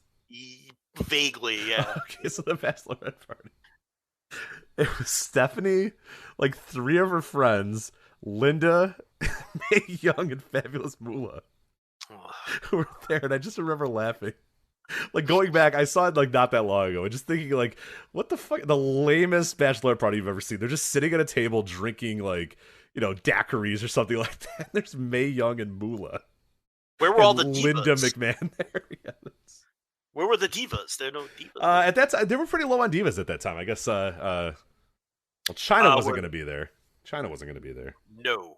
Was Barbara Bush available? Barbara BB was not there. No. Was she dead already? No. Barbara Bush wasn't dead already. Is Barbara Bush dead? Well, she's dead now. Yeah, she's dead. Really? Barbara Bush is dead. Yeah.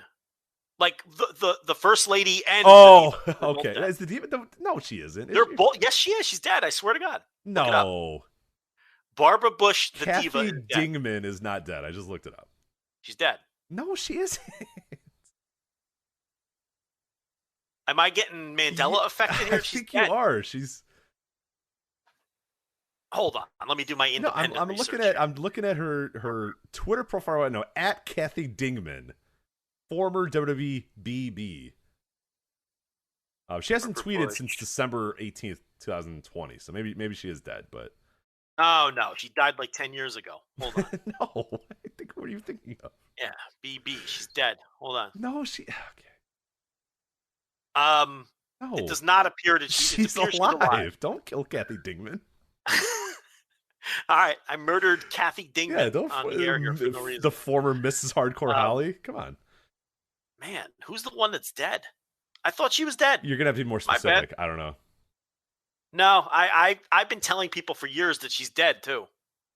How many people Bad job out of me. How many people do you have Kathy Dingman discussions with? I've brought this up many times. How often does BB come up? No, those I think all those eras divas are okay. You had Tori, you had Ivory. I think they're all still alive, right? What about the one with the magic wand? Candice Michelle. Yeah, Candice Michelle's good. I think Ashley Massaro is not, but that's like a few many years forward for the Ashley Ashley Massaro died recently. No, I thought Barbara Bush was dead. My bad. Sorry, Kathy Dingman. Yeah, leave Kathy Dingman alone. Let her appear to be alive. Let her spread her conspiracy theories on Twitter. Whatever. It's a pretty it's exactly what you'd imagine BB's Twitter looks like in 2020. So yeah. Born in NY, live in Florida, former Hooters girl, model, and WWE diva, WCW, and TNA. I don't remember her in TNA, but I'm sure. Oh, right. Sometimes you get them wrong. What can you do? Don't kill Kathy Dingman. Well, they all ended up in TNA at some point. Everybody, I mean, can we talk about something that still bothered? And it bothered me when I was 11, and it bothers me today. Sure. Why was her name not DD? Double D. Ooh. Yeah, I don't know. Right? Why was it Barbara Bush? Right? What was the joke there? I don't know. I mean, she had massive boobs. I thought DD would be the better joke. Right. She had big hoots? She had, massive hoots, yeah.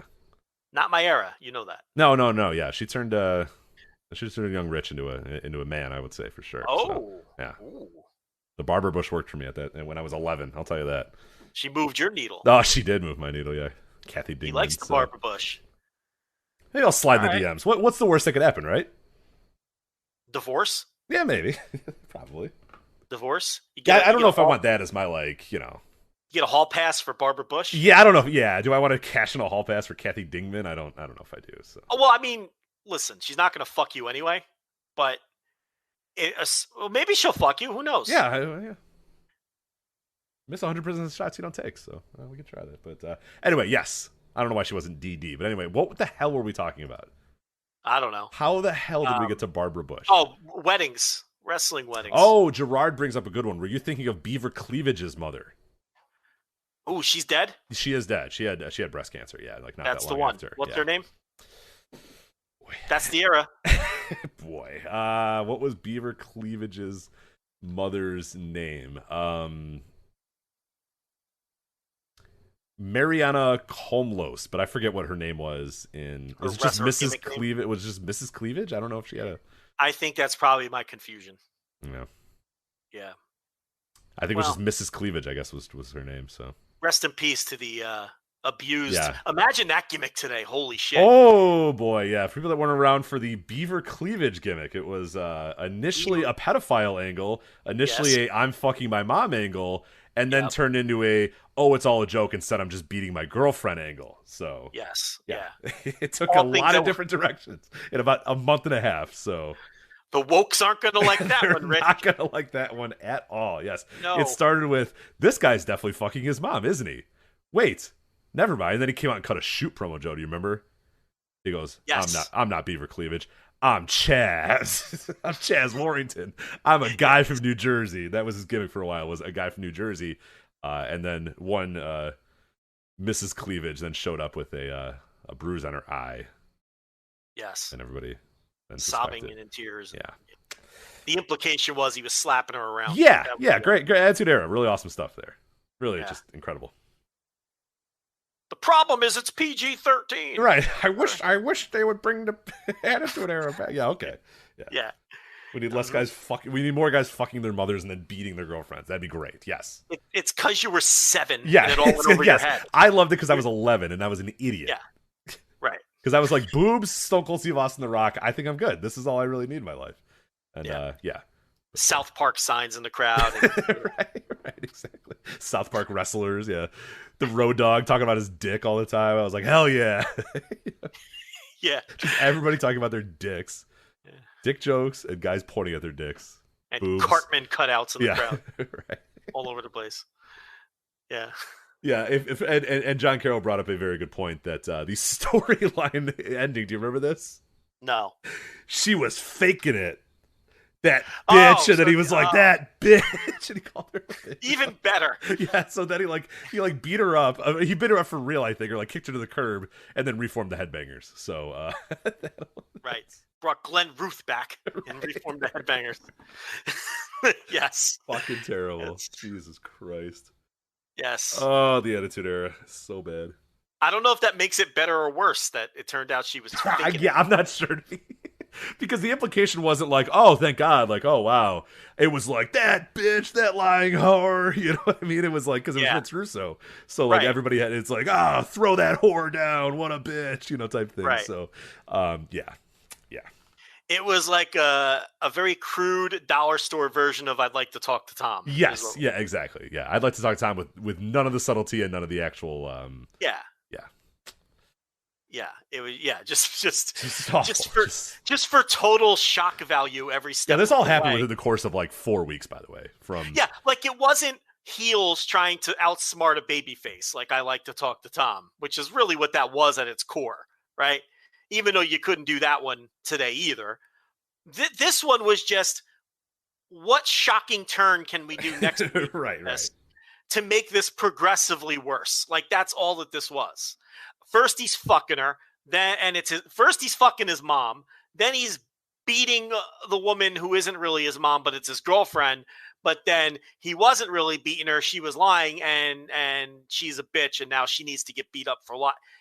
just awful from start Just to horrendous finish. shit. Yeah, Just nothing redeeming or clever or but smart. Joe, the casual fans loved it. So That's what you got to do. So I guess we got to bring know? back fucking your mom, or yeah, that's what we got to bring back in the. You got to have some Spaldings and bring back the casual. That's the Russo stuff. Right. That's peak Russo right there. You know, that's his. Those are the kind of things he do to bring in the mythical casual fan. You know, yeah, terrible. How did we get on that? Oh, because she's dead. That's how we got on that. Because we were trying to find a diva of that era that was dead, and that's the one. I confused her with Barbara Bush. Maybe I thought she was Barbara Bush. That's possible too, right? I mean, maybe. No, I don't. They look nothing alike, right? No, not really. No. Did this lady have hoots? Big hoots? She has pretty good hoots, yeah. Yeah. Didn't she die of breast cancer? yeah, unfortunately. All right, let's reel that in. I'm tugging my collar now.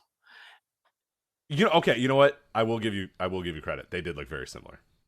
They do look alike, right? Yeah, because she had like blonde hair and bangs and giant boobs, which is kind of it was a very 90s like blonde woman with giant boobs look is what she had. So with the bangs, just like what's her name, Stone Cold's ex-wife who was Deborah. with Jarrett and Hart. The Deborah look, big hoots, bangs, blonde. It was a very popular look in those days. It was, yeah. It really was, yeah. What was that? Because of Pam Anderson, maybe? I'm trying to think. Yeah, I don't know what I don't know the connect. Yeah, it must have been Pam, right?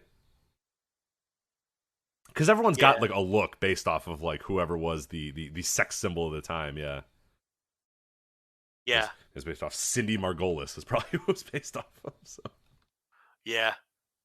Cindy Margolis. Yeah. Oh, remember the angle where Jeff Jarrett beat the hell out of her? That was great. Yeah.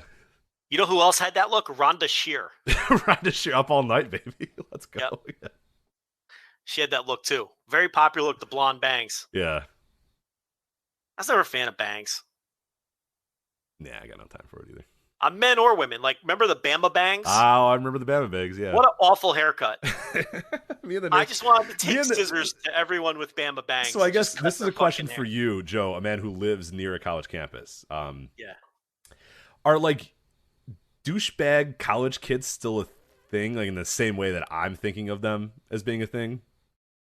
Because I'm thinking like Bama Bangs, popped collar, puka shell kid. Well, I mean, no, style has moved on from that. Sure, right.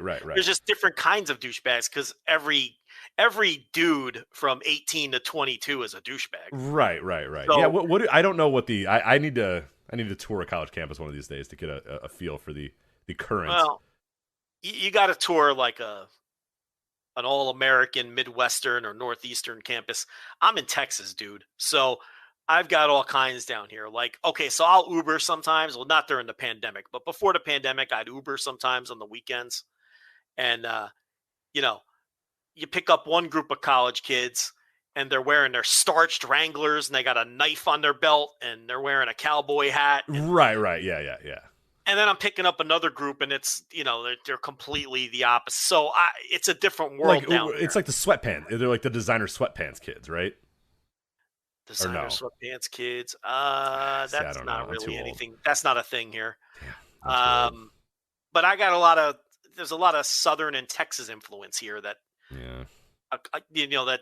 That like at Ohio State, you're not going to get that. In the right. Are you talking about like we got like salmon colored khakis and like salmon colored shorts type stuff? Like I'm getting guys like I described with their jeans and their boots and their fucking knife on their belt, literally with a knife on their belt. And I'm getting a lot of Brock Anderson kind of guys. You know what I mean? Like the fucking boat shoes and the okay, and the golf shirt and the khaki shorts. Yeah, okay. But you're so those guys still exist then, which is good. I wanted at least South they do absolutely. Okay, because those are the like the fratty douchebag dudes I'm talking about. Is like Brock Anderson look. That look is predominant here. Yeah. Okay, good. I'm just glad to know it's still around. But I don't think that's like a thing at like I don't know, St. John's in New York City or fucking. I don't think they're doing that at like, fucking Missouri, or maybe in Missouri, but Wisconsin, Madison. Yeah, they're not doing Penn that State or something. I don't know. Yeah, But yeah, if you're asking me what the current douchebag of the day looks like, I don't know. I don't go near campus much anymore, and obviously I refuse to. I don't Uber anymore during the pandemic because the Ubering for me was just to get out of the house when I'm bored and make a little extra money. I wasn't living off it or nothing. So because I don't need to do it, I'm not going to do it when 3 out of every 10 people that get in my car are going to have COVID. Right. Yeah. Increase your chances of spreading COVID to your family. Doesn't seem like a very fun thing. Okay. It's funny. The other night Uber keeps sending these emails because they're desperate because no one wants to drive during COVID. And they keep sending these emails.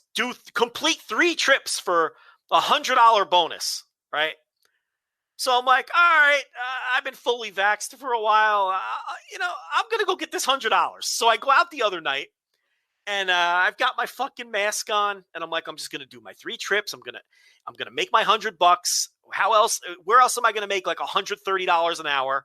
I have to take advantage of this.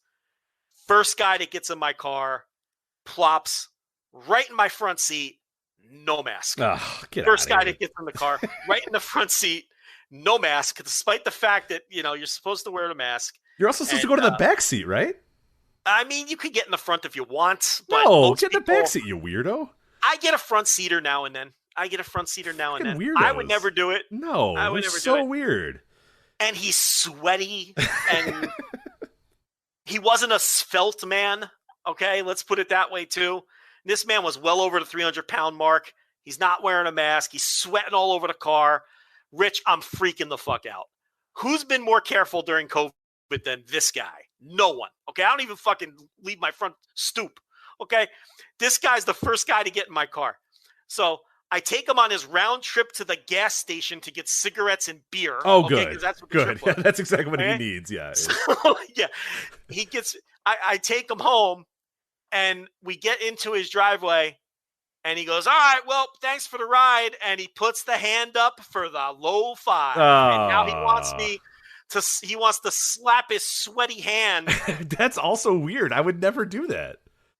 And is that a Texas thing? Like, why would you ever do that? He was just overly friendly. The transaction's over, man. You know what I mean? That's get out of my fucking car. That's where you give a thumbs up. You do like the army, like, yeah, you know what I mean? Like the little, hands to the forehead. All right, see you later, pal. Like, No, he had and it was hanging up there. The low 5. Get out of here. He had his arm way up in the air. Get out of here. Go away.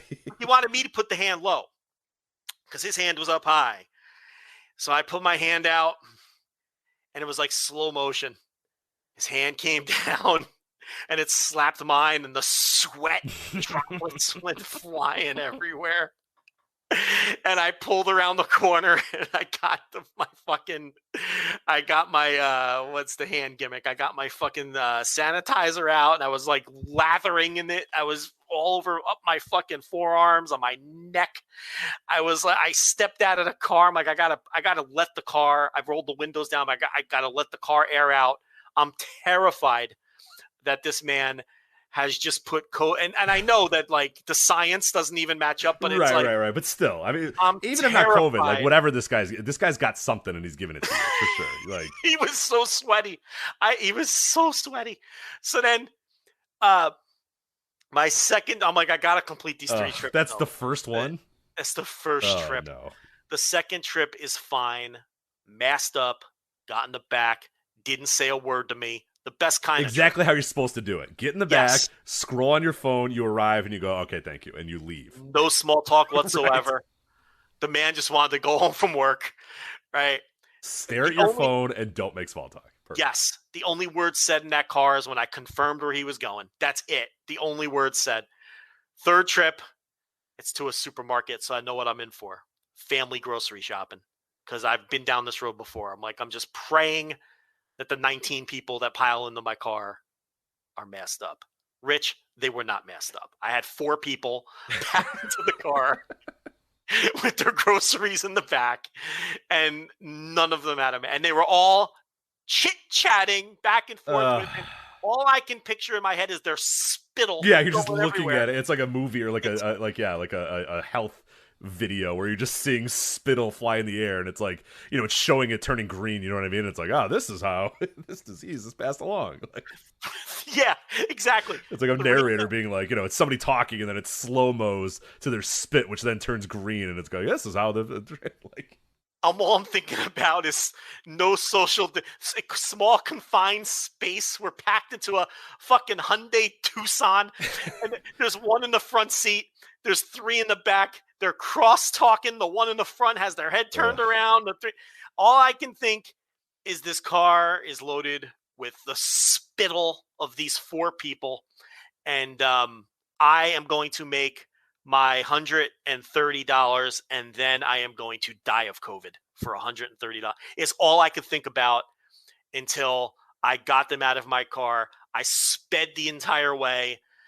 Police be damned. I'm doing like 65 down their side road where they lived. Just get out of my fucking car and take your stupid groceries and your spittle. And yes, I reported every one of them for not wearing their mask in the Uber driver app. There you go. Look at it. So, look at old snitch lands over there. I like it. Good for them. Good for you. I mean, come on. The rules clearly state. I figured that was a pretty obvious rule. I think on the app it like screams at you 1,000 times about it. So it's pretty impossible to not know that that's what you're supposed to do. So yeah. So for those of you Ubering in the pandemic and trying to get slick without the mask, know that on the driver's side, we are to report whether you had a mask on or not. And that may impede your ability to get more rides. No, that's probably Am I a cop caller for that? Is that how that works? Yes, but I don't care. Yeah, you are, but who I'm cares? on the right side of that one. You are on the right side of that. Yeah, for sure. Aren't they putting people's, health in danger by not wearing the fucking the gimmick? Yeah, of course they are. Right? I'm saving the next guy because I'm doomed. Like, I'm fucked You're already. dead. You're dead. Yeah, you're dead by next week for sure. The sweaty low 5, the fucking spittle. Luckily, you got that the recent health checkup, and you might be able to survive this. But well, I knew that there's always a yin and a yang to life, and then now, it's gonna catch up to me. I had to go out there and chase that $100. Do I need that $100? No, I don't. Why did I do this? Why, Rich? Why did I go out? On a Sunday, quiet Sunday, I could have watched a movie with my wife. No, I was chasing this $100 payoff to complete the 3. Now I know why they're Ubers. Yeah, that's why they want. That's why they're paying you $130. Yeah, and that's why everybody had to wait outside of All Out for fucking 4 hours to get picked up by their friends because there was just no Ubers or no lifts anywhere near that arena. That I don't know if you followed that saga going on that night. I think our very own Stu Williams unfortunately got caught in that, and he ended up getting a ride from somebody, but there just wasn't any. They just couldn't get out of that arena. If you didn't drive there, you were fucked. You just had no way of getting out of there. Hopefully, someone from our site, because like 1,000 of you live in Chicago. Somebody got him. Somebody got him for sure. Was able to help him out there. An asshole was already doing this podcast when he, because I think it's Stu, and he's a nice guy. So I think at like 1 a.m. he was like, "Hi, is anybody up? Like I'm still here," and we're like, "Oh no, oh my god, Jesus Christ, somebody go get sued!" Like he's just because he's so nice. He's probably just like, "I'll wait, no big deal." Hey, it's a nice day, it's a nice night. And then by 1 a.m. he's like, "Okay, I should probably ask if somebody can come pick me up at this point." So sleep on the curb. Yeah, he's like, "I'll sleep here. It's okay. It's fine. It's a nice night. There's grass. I'm fine. It's okay." It's like, no, suit. Like, come on, somebody will come get you. So yeah. But it was a disaster. So that's why, because they don't want the $150 to have a bunch of weirdo wrestling fans. we had a guy when we were getting out of All Out, and he was like, "Hey, I'll pay you if you take me to our hotel room." And my friend just went, "Fuck no," and skidded out of the way. It was like this one. He was like an aggressively fat guy, like you're talking about. Like probably was very similar to the man you were talking about. We're like, "No, get out of here!" Like, no, you're not coming into our car. I got a podcast to do. That's what I told him. I said, no, I have a podcast to do. And my friend said, fuck off, and drove away. So I tried to be nice. I tried to let him off nicely. Yeah. Well, Rich, that's very aggressive. To be fair, it was my friend's car, and he doesn't like any human beings. So I like your friend. They asked the wrong person. They asked literally the worst person on earth if they can go into their car. He's like a germaphobe, doesn't like other people. Not a good call for that. So. Pandemic happening right now.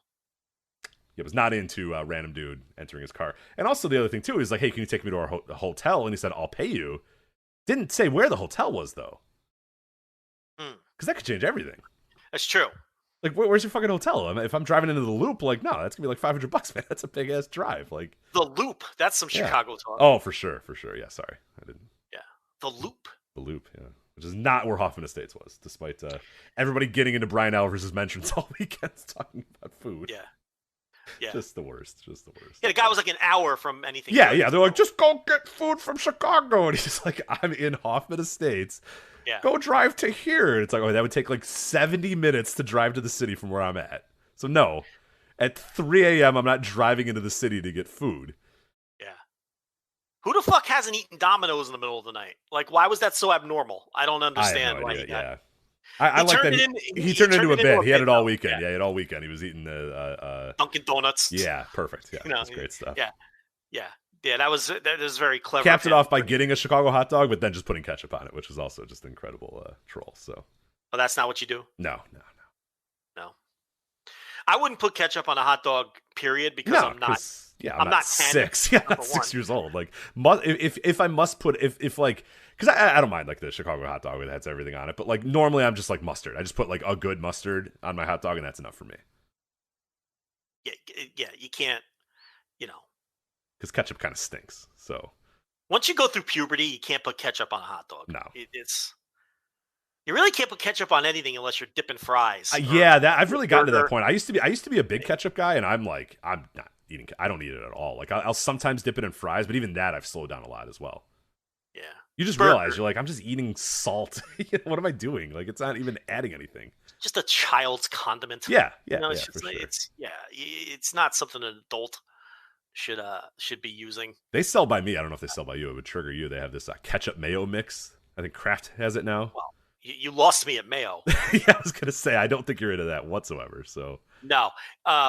When mayo gets used in this house, I require a warning, and I have to go upstairs and go away. Interesting. Because if I even get a slight whiff of mayo, I want to vomit. That's the tuna. That's tuna for me. Yeah, I have to be notified when tuna's coming out. So, and it's like I'm not a food snob. It's just mayo and oddly enough, whole tomatoes, like a slice of tomato. I can't do it. Those are the only two things. Like I'll eat pretty much anything else, but the mayo, I can't look at it. Like the sound, there's a sound to it too. You know what I mean? When you like scoop it, you're like dipping the knife into there. My gag reflex is going right now. I'm so sorry. And it makes it. There's like an air pocket noise that comes out. And it's just like, yeah, it's gross. Yeah. It just seeing like they have the squeeze mayo now. That's even worse than the knife mayo. Yeah. Ugh, it comes out of that. Oh, yeah, man. that's what this ketchup mayo thing is. Someone's telling us it's a Heinz brand ketchup mayo mix that has been on the end cap near me a lot, so it might not be going very well. But they love to mix mayo. Mayo shit. chup. It's called mayo chup. So it's like the Kraft fucking sauce mayo on chup. a Big Mac, right? Yeah, that's what that is. Oh, Big Mac's like Thousand Island, isn't it? It's a little more like Thousand Island-y. I don't know. One of them restaurants uses just a ketchup mayo mix. Maybe I'm just thinking of Fast Times at Ridgemont High. Remember the Dijonnaise? The Dijonnaise with the Dijon mustard and the mayonnaise? That was all the rage for a while there in the 90s. No, nothing. Not They really. like to mix mayonnaise with everything. They mix it with, it's fucking repulsive. I can't take it. Yeah. That's AEW. Yeah, that's AEW. That's the fallout from AEW's All Out, as well as their new roster addition. So that's what's going on there. All right, Joe. Let's we got a lot of other stuff to get to, and we are going to get to it here in a moment. But let's let you guys know about the sponsor for this week's show, and this is a big one this week. You're going to want to listen to this ad read. We promise, because we are going to make you money. Because this week is sponsored by MyBookie, and with over $500,000 in contest prize money up for grabs, the NFL is back in action, and so is winning season at MyBookie. Joe, you know about it. Head to mybookie.ag to choose from a variety of boosts and free bets and get in on the fan favorite $100,000 super contest, which only costs $10 to enter. You pick 5 games against the spread each week. Each win earns you a point, and each point gets you closer to the grand prize. Again, the $100,000 super contest. In order to get started, you make your first deposit at mybookie.ag. Use the promo code VOICES. Again, mybookie.ag. Use the promo code VOICES to instantly receive double your deposit. Again, that's double your money to double your winnings with your first ever deposit using promo code VOICES. And this week, Joe, as of this recording, these idiots at mybookie.ag, promo code VOICES, gave me, gave everybody who's on MyBookie and smart enough $22. What was it? $22.75, right? Just gave it to us. $22.71. Just said, here, take $22. We don't even want it. They had a bet today, one of the free bets that we talked about in that ad read there, between Tampa and Dallas, and said if any team scores, you win. So as long as it wasn't the first ever 0-0 game since like 1949 or whatever in the NFL, you were going to win. I think you won in minutes, right? It was 2 minutes or something that it's was 20. over, right? It's 21-16 at the half. So you won pretty easily. I'm $22 richer. You're $22 richer. Anybody that was on my bookie was $22 richer. They're going to keep those up, as we said, a variety of boosts and free bets all this weekend, all next week, all week one of NFL season. I mean, that they're giving you free, not in addition to the free, the double the deposit. So whatever deposit you put in, they're going to double that money. They're also going to have free bets and boosts all weekend as well. So if you're not on my bookie right now, I mean, you just don't like money. You just don't like free money at this point. And I don't know why. Why do you not like free money? Well, I thought doing Uber this weekend for $100 was going to be essentially free money, but we see how that turned out. But with my bookie, there are no sweaty low fives. To, right, no low fives, just a lot of high fives after you're winning your big bets. But yeah, a lot of stuff there. So what do you think about that super contest? 5 games against the spread. Each win earns you a point. That's, I mean, if you know what you're doing. Yeah, I mean, they got a lot of good deals on there. Blackjack tournaments all the time. A lot of stuff with $0 entry. So the whole casino on my bookie as well. It's not just sports wagering. I know. I dabbled in that casino. They got racing on there too, if you really want to. So yeah, that's pretty good. There's some pretty fun. The Holyfield fight is happening. This freak show boxing fight is happening. That's right. And my bookie got on board. Once they announced that Donald Trump is going to be doing commentary for this. Now, this sounds like a Mad Lib. I assure you that the year is 2021, and former President Donald Trump will be doing commentary with his son, Donald Trump Jr., on the Evander Holyfield boxing match that's going on this weekend. Against Vitor Belfort. Against Vitor Belfort, yes. All those things are true, I promise you. Not one thing that I mentioned was false there, but they have a lot of prop bets on that. Will Trump mention Joe Biden? Will Trump mention Kamala Harris? Will Trump say fake news? Plus 250 for no on fake news. Not a good deal. I'll tell you that. Not Charlotte winning the triple threat on that one. I think it's a bad bet. But yeah, plenty of prop bets going on. NFL prop bets too. I tend to have a little bit more fun doing those things because I'm a weirdo like that. But well, no, I'm not a weirdo. Prop bets are cool, right? People like prop bets. Nothing wrong with a prop bet. I say the grimier and more degenerate the bet is, the better. Okay, good. Well, then good. Yeah, because there's like normal ones like who's gonna win Defensive Player of the Year, and then there's like weird shit about like will Baker Mayfield dance like after a touchdown or something like that, or if like how many things will this guy do? So there's a massive page of prop bets, just insane prop bets, futures bets. Who's gonna win the Super Bowl? Who's gonna win what division? Who's gonna win? Goes down to the first half, the quarter. I mean, this is the season, NFL season, to get it on the betting. So yeah, as we said, plenty of free stuff. If you were a MyBookie subscriber already, if you were on there, if you had deposits, you would have known that you could have just won $22 today. So I think it's time to get on there. So mybookie.ag, promo code VOICES, double your first deposit, which again, you put $100 in, they put $200 in. You put $10,000 in. I don't know about that. They might not match $10,000. I'm sure there's a limit to the match, but any reasonable person's probably going to put X amount of money and they're going to double that. So you're going to be good to go. Sometimes you'll win free bets like that. You got college football, you got NFL, you got MLB odds, you got NASCAR, Formula One, IndyCar. You can do all. It's all on there, as you said. Blackjack, casino, horse racing, anything you want at mybookie.ag. Promo code VOICES. But yeah, now is the weekend to get in on that. So even if you're, because I'm not a big NFL fan, but I mean, football betting's the best if we're being honest, right? Yeah, football betting's pretty good. It's like I don't like anytime like there's sports books that have opened up around me or whatever, and like I don't watch football, but like I sometimes will have buddies who are like, hey, you want to come over to you want to go to the book and bet football? And I'm like, oh fuck yeah, I want to do it. So it's fun. Yeah, basketball is like it's a tough sport to do it on. I hate betting basketball. It's not fun. Yeah, I'll do futures bets on basketball. Like, I think the Denver Nuggets are going to make it to the finals, right? Like that's fine, but like game to game, who knows? I'll bet the money line sometimes. I don't like betting the spread on basketball games because it often comes down to the free throw shooting at the end, and that's not a proper reflection of the game score. You know what I mean? It's just weird. So I don't mind picking a side, but no, I don't like betting spreads. in college or NBA. I like taking. Now, this is getting too deep in the weeds. This is No, go for it. well, in college basketball, I like looking for home underdogs. I like taking points at home in college basketball, so I'll look for that.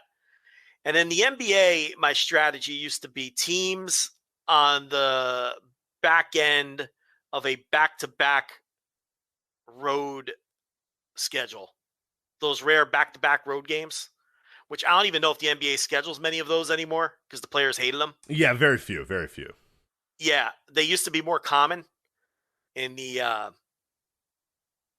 early 2000s, early 2010s, and players would just dog it a lot of times in those back-to-back road games. The second game. So if you're looking for any kind of edge, which in gambling you always are, but other than that, basketball is. I bet a lot of baseball. I bet a lot of football. I've bet a lot of tennis. I've bet a lot of U.S. Open the last 2 weeks, but basketball, yeah, I tend to stay away. It's tough. Yeah, I know there used to be this thing where for the Bulls, if they had to, anytime they were played on Saturday nights at home, and I think this eventually became like very well knowledge that everybody knew because they would start talking about it on national broadcasts or whatever. But there was a long time where I had buddies that were real degenerate gamblers, and they would go nuts with road team comes to Chicago, plays on Saturday night. I mean, the Bulls were like 78-10 over like even when they were not that good, they would still like just absolutely destroy people because a team would fly in on a Friday, enjoy their day in the city of Chicago, and then go to that game on Saturday and just absolutely get just pounded by the Bulls every single time. Yeah, that's like the I've heard that theory espoused with the Las Vegas hockey team. Oh yeah, that seems like a great one for that. Yeah, so well, maybe with Vegas football, we'll find out. We'll find out this year. That's true too. Yeah, Sunday in Vegas might be tough. If I'm if I'm a head coach, we fly in Saturday night at midnight. Fuck no, you can't even do that. Shit, I'd fly in Sunday morning at. It's harder now for athletes to pull that shit off. Like in the 70s and 80s and even into the 90s. The Jordan stories are legendary. Playoff series against the Knicks, just jaunting off to Atlantic City till 5 a.m. and then having to play the next night or whatnot. But it's a lot harder now with though just the way the world is. You can't, people with cell phones, obviously, and everything. And it's a lot harder for athletes to do that kind of shit. But yeah, gambling, you can get all kinds of wacky theories like that. Most of them are bullshit. Yeah. But anything that makes you feel better. You got to just feel, confident to hit that button or make that call or whatever it's all you need. So. Yeah. Yeah. And then when you hit, it feels good, like you knew it. You're like, I knew that. I knew that was going to happen. Yeah, you cracked the code. Right, right. But you didn't crack any code. You just, it's a random game with random things that happen, and occasionally you get the randomness right. So, right, good for you. Anyway, wrestling. Kevin Owens recently reported by Fightful Select that Kevin Owens' deal with WWE is set to expire this coming January. There was reports that many moons ago that he had agreed to a 5-year deal, but apparently they did some restructuring last year to a lot of the deals, and Kevin Owens is one of those deals that is now set to expire this coming January. Wrestling Observer Figure 4 Online followed up on the story and confirmed that Owens' deal is coming up in January. And then there's been a whole lot of stuff. Kevin Owens tweeting out the Mount Rushmore coordinates, a little bit of a throwback to his stable with Adam Cole and the Young Bucks. They're doing some weird Twitter stuff where Kevin Owens changed his location to Almost There, and the Young Bucks changed their location to There, and all this other really silly stuff or whatever. But Kevin Owens' deal is set to expire this coming January. And as you mentioned in the segment before, if you're one of those guys that's over in WWE and you're seeing what's going on at AEW, how do you not kick the tires? And how do you not want to say, shit, I really want to be there? And I'm sure he's one of those. Yeah, he's a guy who I thought might never leave because, he just is, but I guess maybe his theory is he's made his money. He's undoubtedly a millionaire.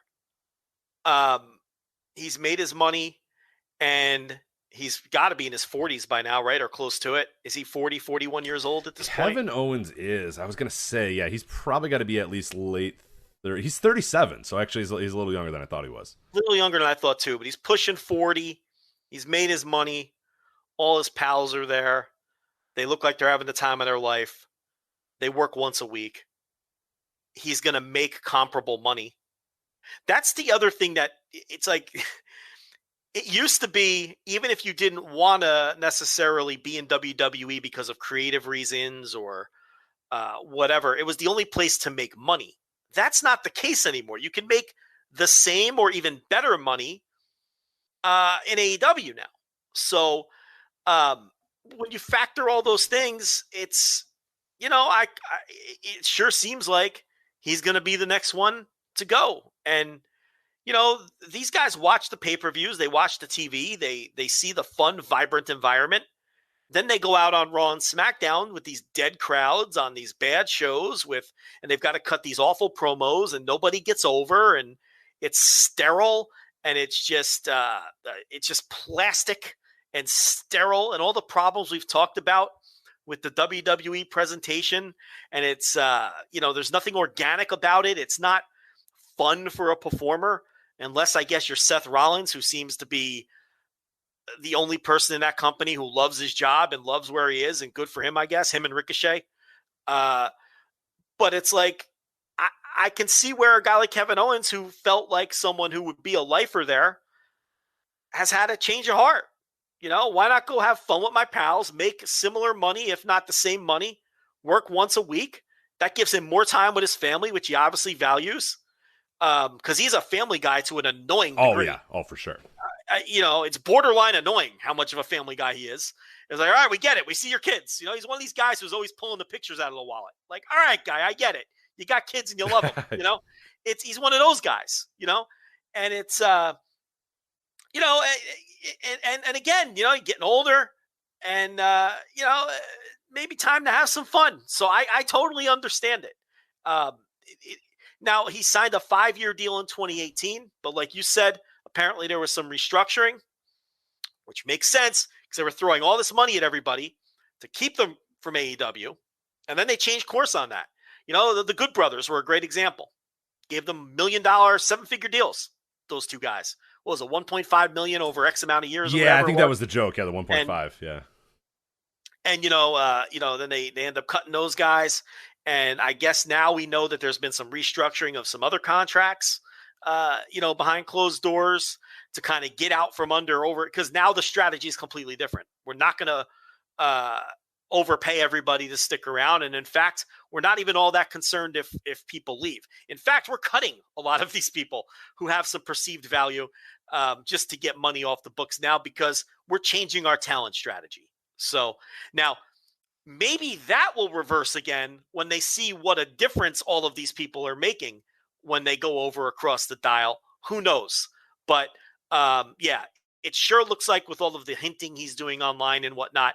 But again, Rich, you can never, ever discount doing it for leverage. Absolutely. No, and he should. And even if, and honestly, if those guys are his friends, which they are, and he makes it abundantly clear, hey, look, guys, I kind of have a good gig here. I kind of want to stay here. If those guys are his friends, it's very, you know what I mean? Like, to tease like they are, too, is the best thing that can possibly happen for Kevin Steen. Yeah. Is to have the Young Bucks say that they're Absolutely. interested. And when he comes to the table and has that meeting, even if he says, hey, look, guys, I trust me, I want to stay here. They do this, and this for me. You know, I appreciate the offer, but I'm good. But hey, can you tell, you know, publicly that you really, really want, you know, to sign me or whatever? I mean, that's only beneficial to Owens and again, only beneficial in some ways to AEW. I mean, if he truly has his mind made up, yeah, that's just plain leverage.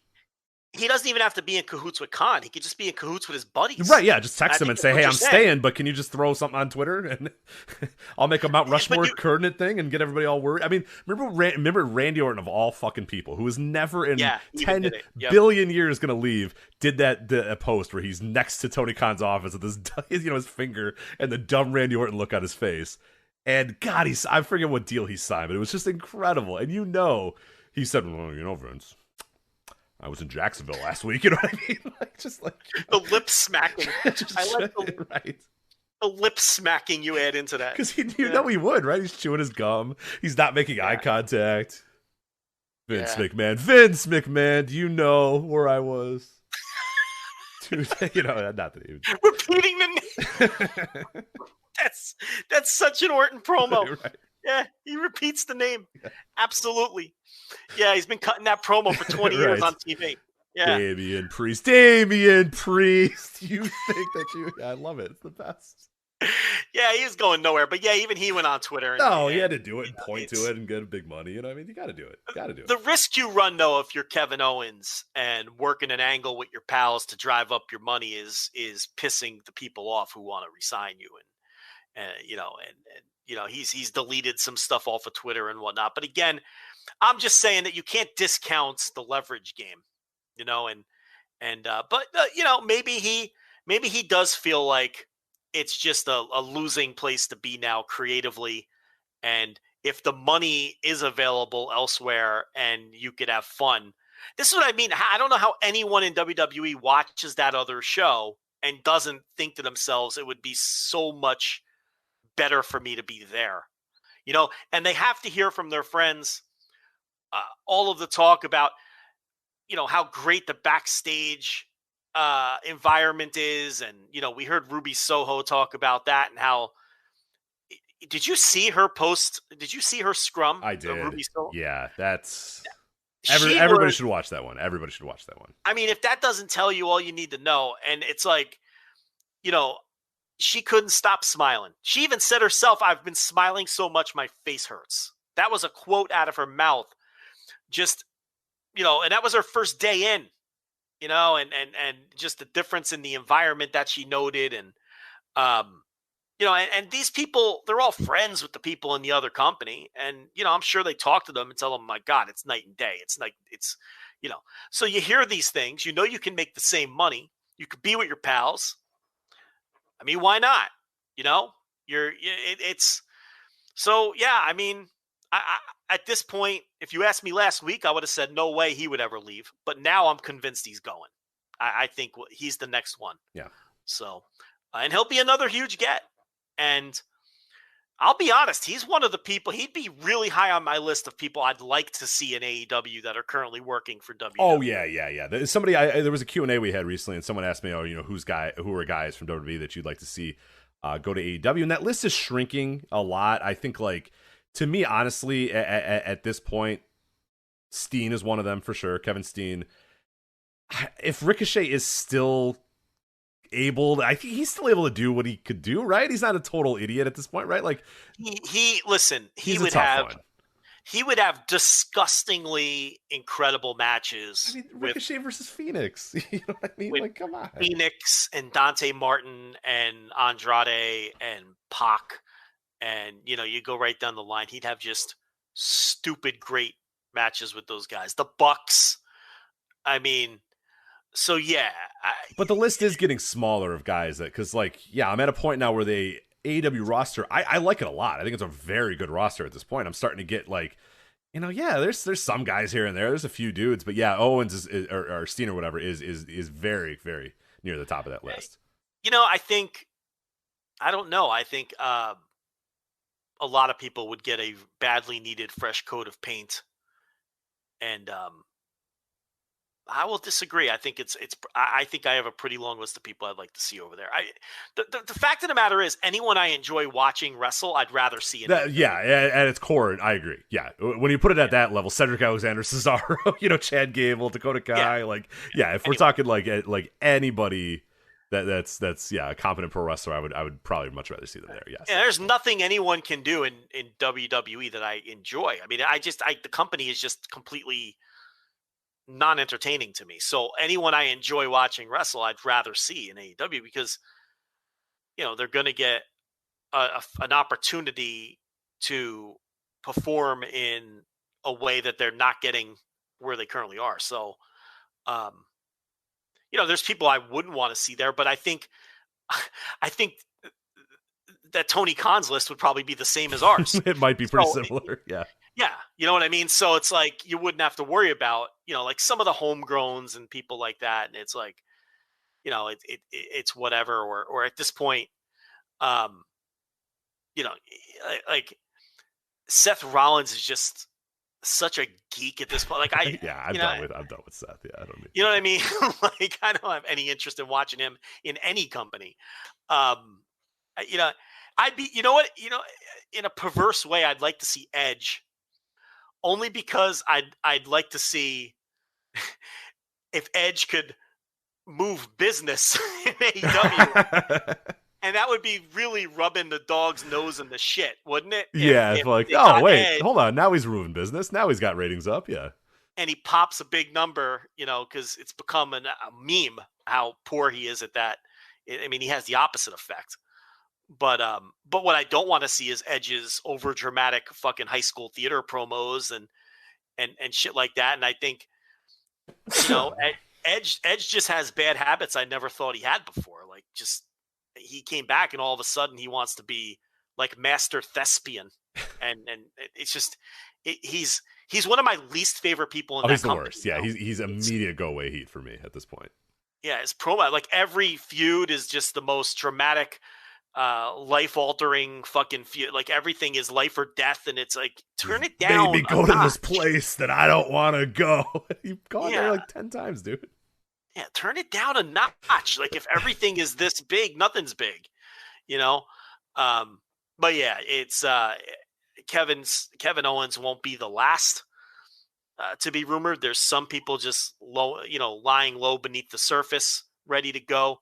I'm sure when NXT completely switches over to their new format and they make another round of cuts or another round of contracts running out, a lot of those guys and girls will want to make their way over.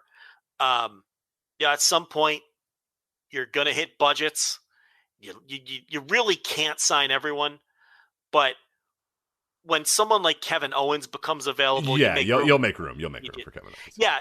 We talked about this with Punk and Danielson. Like some people come available, you rip the budget. You tell Chris Harrington to get his nose back on the spreadsheet and figure it out. Run those numbers again, Chris. You just have to do it. Again. You're never going to let something like that prevent you from bringing in a game changer or a difference maker. I guess game changer is too strong of a term sometimes, but a difference maker, you never let something stop that. Khan addressed that at the media call. Someone asked him something about, is the roster full or when is the roster full? And he's like, well, it's not. If someone becomes available that's useful, we're going to try to go get them. And that's the right way to approach it. He even said top and bottom of the roster. And that's true too. You got to have people to fill all roles too. 2.0. I mean, look, how great have those guys been? Right. And you would have never in a million years had thought that 2.0 would come and be like, as useful as they've been. But I'm super impressed.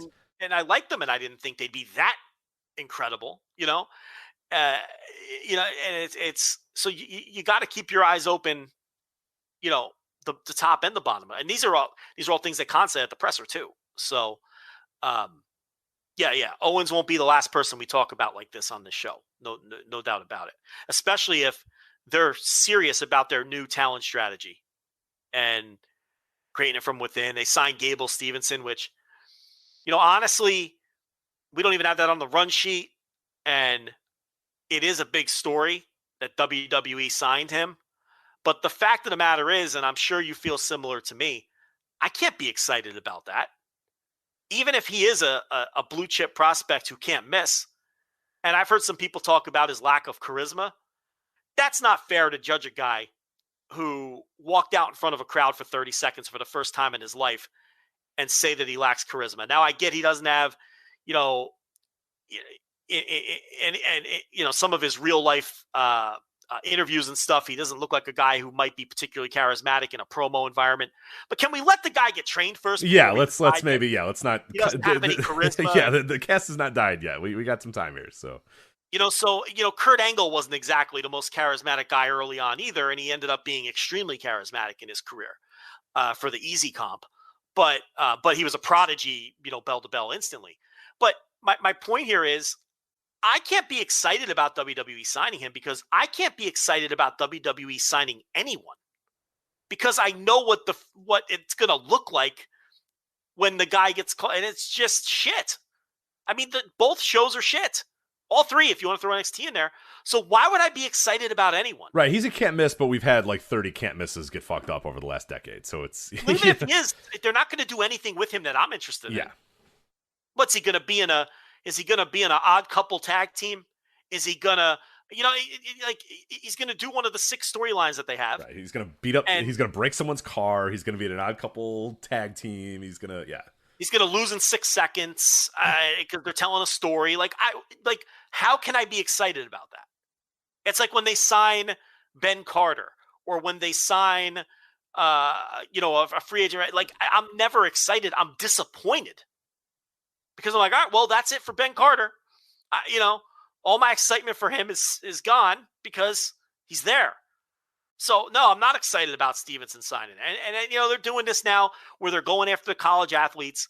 And you see this thing with the name, image licensing that they're doing with the college athletes Yeah. Which, is smart if those are the kind of people they're going after. But again, once the fucking meal is made and these guys are ready and they're on the roster, it all goes out the window because the way that their shows are structured and the way that they present their product, I can't be excited about anyone.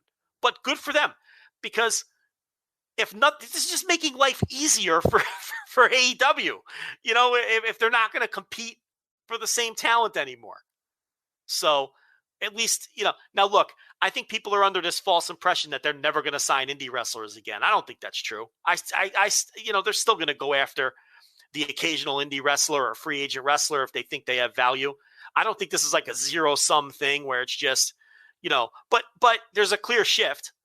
And man, if you're Tony Khan, you just got to be like, you got to do a shoulder shrug and say, can you make this any easier for me? Everyone wants to come here anyway, but now you're like eliminating the choice. Like You're just telling people I'm the only option. Yeah, I'll sign all the wrestlers and you go sign your college basketball players or whatever. Which also, by the way, gives Tony Khan a ton of leverage with talent. This kind of takes away some of the leverage we've been talking about for the last 2 years. Because if WWE has no interest in Lee Moriarty, well, then Lee Moriarty is Tony Khan has Lee Moriarty. I'm just using that as an example. I know he just signed and I know nothing. Maybe I should use a different example. But if Tony Khan wants to bring in, fucking name an indie wrestler, Rich, just fucking name one. Ben Lander. Yeah. So if he wants to bring in or Buddy Wayne's son or something. Nick Wayne. He wants to sign Nick Wayne. He wants to sign 16-year-old Nick Wayne. Why can we not think of a good example? If he wants to bring in, if you told me Chris Dickinson, go with Chris Dickinson. Oh yeah, perfect. If he wants to sign Chris Dickinson and WWE doesn't have interest in Chris Dickinson anymore, well, now some of this leverage that we've been touting isn't there anymore, right? So this is like bad for wrestlers that WWE is taking this tact and trying to, grab athletes fresh out of college as opposed to, just signing the best wrestlers available. So anyway, that's my take on Gable Stevenson. It's apparently I guess I just learned this week it's Gable Steveson. I always called him Stevenson. Did you know that either? I said Stevenson too. There's no N in there? No, it's Steveson. Steveson. Yeah. Okay. All right. Yeah, I've been wrong for as long as he's been in the news. I've called him Stevenson. So. Well, I just said a woman. No one pointed that out, which is interesting because we'll say some random fucking T2, 2AW wrestler wrong, and someone will say, it's actually this is how you pronounce it. But I say Gable Stevenson for an entire show and nobody cares. But it's Steveson. Well, I killed a woman earlier, so you killed Kathy Dingman, so I guess that's we're on a roll here. We're doing well. All right, let's continue this roll here. Let's go over to New Japan Pro Wrestling Company, Joe. That is definitely on a roll because they back to back nights. You just they stink. What do you want me to say? What do you want me to say? I don't know. I don't hate them. It's just I don't know. I watch these shows and it's just I don't know. Like nobody makes any noise. Nothing really happens. G1's coming, hopefully. I don't know. There was some good stuff on these Wrestle Grand Slams. It was good. People clapped very quickly and loudly for Shingo Takagi. And so you're sassy. What do you want me to say? I don't know this is the thing with this company. I don't know what to say about it anymore. I got some thoughts on some of these some thoughts. All right, night one. Let's talk about night one of these Wrestle Grand Slam. Back-to-back nights. in the MetLife Dome, the very cavernous MetLife Dome. Night one, you could hear raindrops hitting the roof, which is always a great aesthetic for a wrestling show where Kevin Kelly has to say, that noise you're hearing is not the fans, that's rain hitting this roof of the MetLife Dome, which is like, oh, great, cool. Poor Kevin Kelly. That's how I know. That's how I know it's a great show, is when you can hear rain hitting the roof of a building. But Kevin Kelly in his den with the Joe Lanza mic, trying his best. he's got to get that figured out for sure. Yeah, you Kevin sound a lot better than Kevin Kelly, so hopefully you can get that figured out. Well, G1 is not going to matter. He's going to be alive in the flesh during G1, so it'll be fine. Why doesn't Bushi Road send these men some professional equipment so they can broadcast their show? I mean, I don't understand the problem here. Yeah. Why is it Kevin Kelly's responsibility to get on Zoom with Chris Charlton and buy a microphone? And this is a gigantic publicly traded Japanese company. They can't send this man a fucking $300 microphone. I don't understand the problem here. Your guess is as good as mine, but yeah, it was bad on these two shows. This is the worst it's ever been. So, yeah, I don't know if it was connection issue, miking issue, he's on Zoom apparently. I don't know what the hell's going on. Here's the thing: you can just listen to the Japanese feed. I think I'm going to do that moving forward. I've always tried to give preferential treatment to like the English feed because it's a lot. In some cases it's easier to watch. You can look away for a little bit. Kelly and Charlton do a tremendous job. Yeah, exactly. So they do a good job. You can look away for a little bit, and whereas Japanese feed, I feel like I kind of have to pay attention a little bit more. I mean, you can get the cadence, you can get all that sort of stuff, but yeah, for moving forward and maybe during G1, I think I'm going to go back to the Japanese feed to.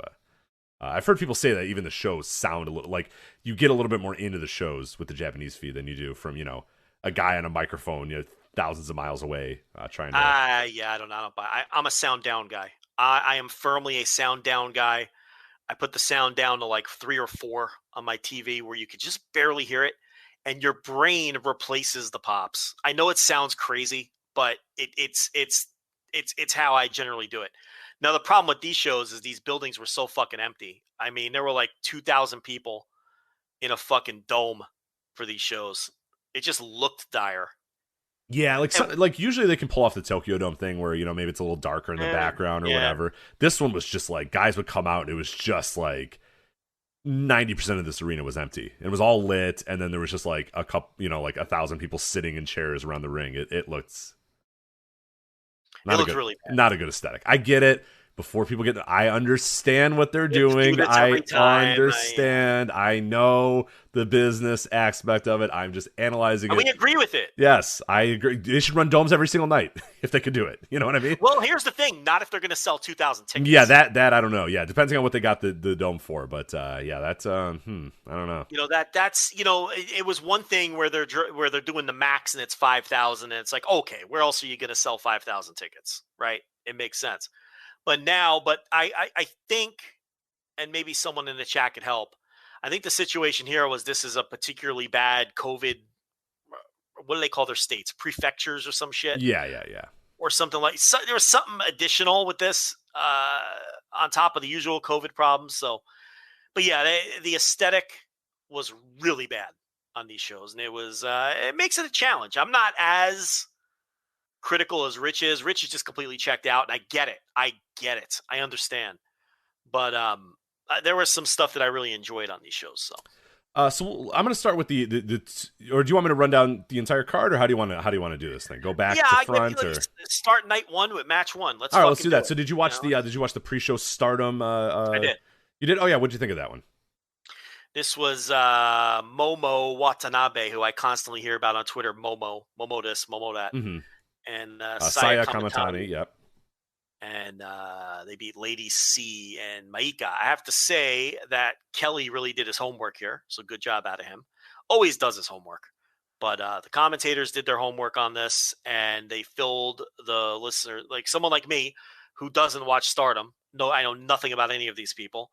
And they gave you a good feel for who they are and what was going on, and so they did a good job from that perspective. So, and then they had a match. Then we had Flying Tiger, Robbie Eagles, and Tiger Mask defeating LIJ. I did not see that match, so I cannot. For the record, I only saw the final two matches. What, the Stardom match? Yeah. Yeah, I mean, it was I don't know. Nice little 2.5-star match. I don't know. Was it? Why are you doing that? I'm trying to move on. No, I try to move on. You're snickering.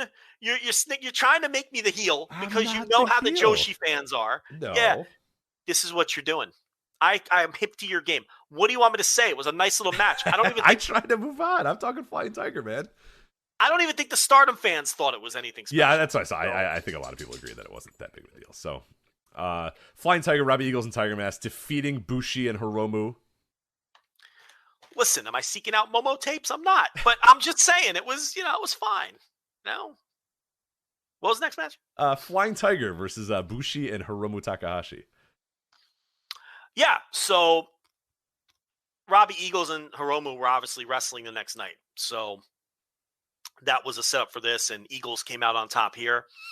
And then, as we said they should do, and as we said what we thought they would do, he ended up beating Hiromu the next night, but we'll get to that.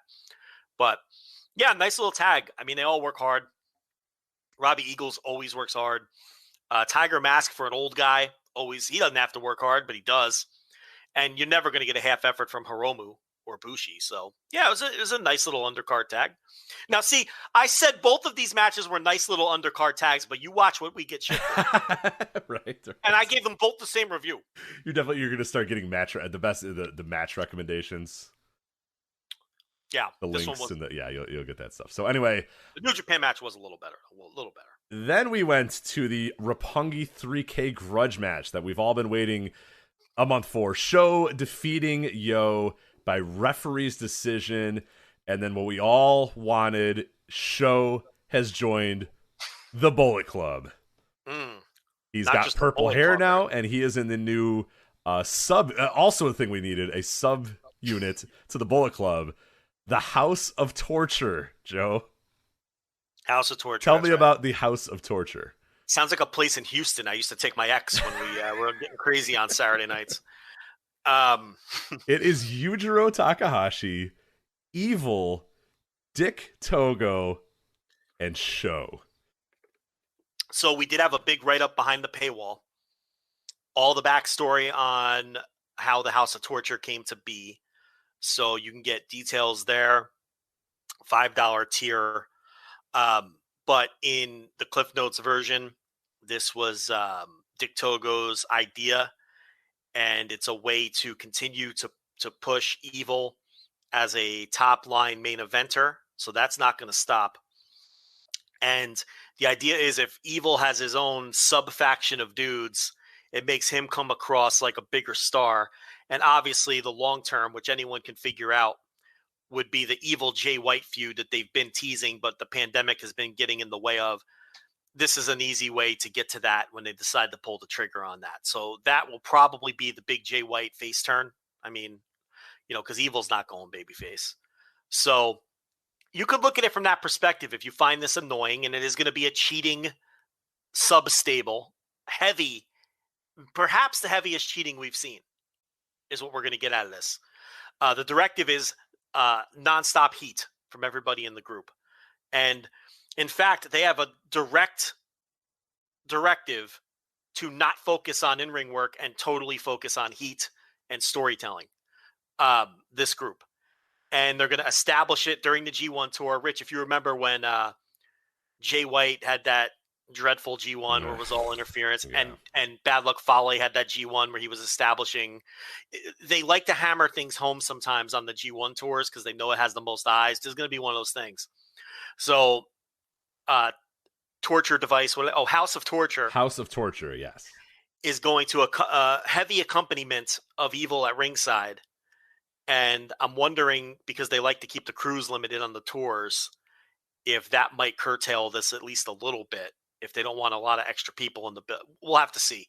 But the idea is there'll be heavy ringside presence from these guys during Evil's G1 matches, so you know what those matches are going to look like. Yeah. And the other big thing here is Sho is set for a push. So that's another silver lining. Yujiro's just there to be a body, and Togo's obviously just there to choke people with the wire. So, but Sho is in line for a push. And then eventually down the line, if the pandemic ever ends, this will set up, the similar to when the Elite had their sub faction inside of the Bullet Club. It's the same deal here, except this one is a device to keep pushing Evil pushing him harder actually than ever as a top guy moving forward. Yeah, it's amazing I'm not enthused by New Japan right now. More details behind the paywall. Yeah. Though. Lots of So, details. is this what you would have done with Show? I don't even think this is what Show would have done with Show, but Show just wants a singles push. Yeah, so. I get it. Yeah, it's Show weird. and Yo, by the way, both wanted to be singles for a while, from what we understand. So they're both happy. They're just both happy to be singles at this point. They were as tired of that team. Yeah, as they were probably everybody bored else of winning the Super Junior Tag League as much as we were. So, well, these are guys in their 30s now who want to make some fucking money. yeah, and let's go. The way to do that is to be a singles star. So, they're going to give it a go, and they were going to agree to anything. I think a lot of people thought Yo was going to be the heel. They decided to do it the opposite. I think they see more in Show, because I think if they saw more in Yo, he would have got the spot. But I think they find Show to be more marketable. I think he has more of a New Japan style look, top guy look. Would you agree with that? He's kind of a. Certainly, yeah. He's good looking he's good looking in the ways that they think people are good looking. Right. He's got a more projectable sense? Star look to him. Yeah, for sure. Yeah, like he's more handsome in that way. I'm not saying Yo's an ugly guy. He's got a better body. He's a little So I can understand why they would prefer. And I feel like Show is going to get an honest chance to get pushed and become a star. And I really feel like Yo. I feel like he's just going to be a guy on the roster moving forward. A mid-carder who gets treated okay. He'll probably win the junior title a couple times, and I just don't project Yo as any kind of top guy, even in the junior division. I don't know where you stand on that. Yeah, and I'm kind of the same with you. And I did not love that he was wearing basketball shorts with tights underneath them as his singles gear. I was just like, oh, no, that's not good. That's it. And I would say give them both time to kind of. Yeah. No, I think Show definitely is a more projectable star moving forward. It's just, right now I'm just not as enthused about him being in the House of Torture part of that and being, but we'll see what ends up going on. Here's all you need to know about Show.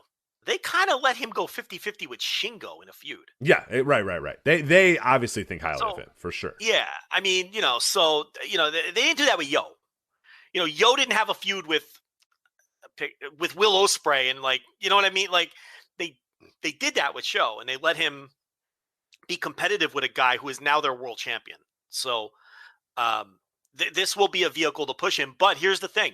You're going to get the same shit in his matches that you're getting in Evil's matches. Right, which will be a drain on me and I think several other people as well. And a drain, we'll talk about it with Night 2. It was also a drain on one of the matches then as well. So and this match had that. I mean, it was very overbooked at the end. But I'll be honest, I liked this more than I think a lot of people did. I didn't hate this match, this Show and Yo match. I mean, I don't know. Is that a hot take? I don't even know. I'm not sure anymore. Yeah, I'm not sure. I think more of the complaints I saw was with the match lengths, as usual with New Japan shows. This one went 24 minutes.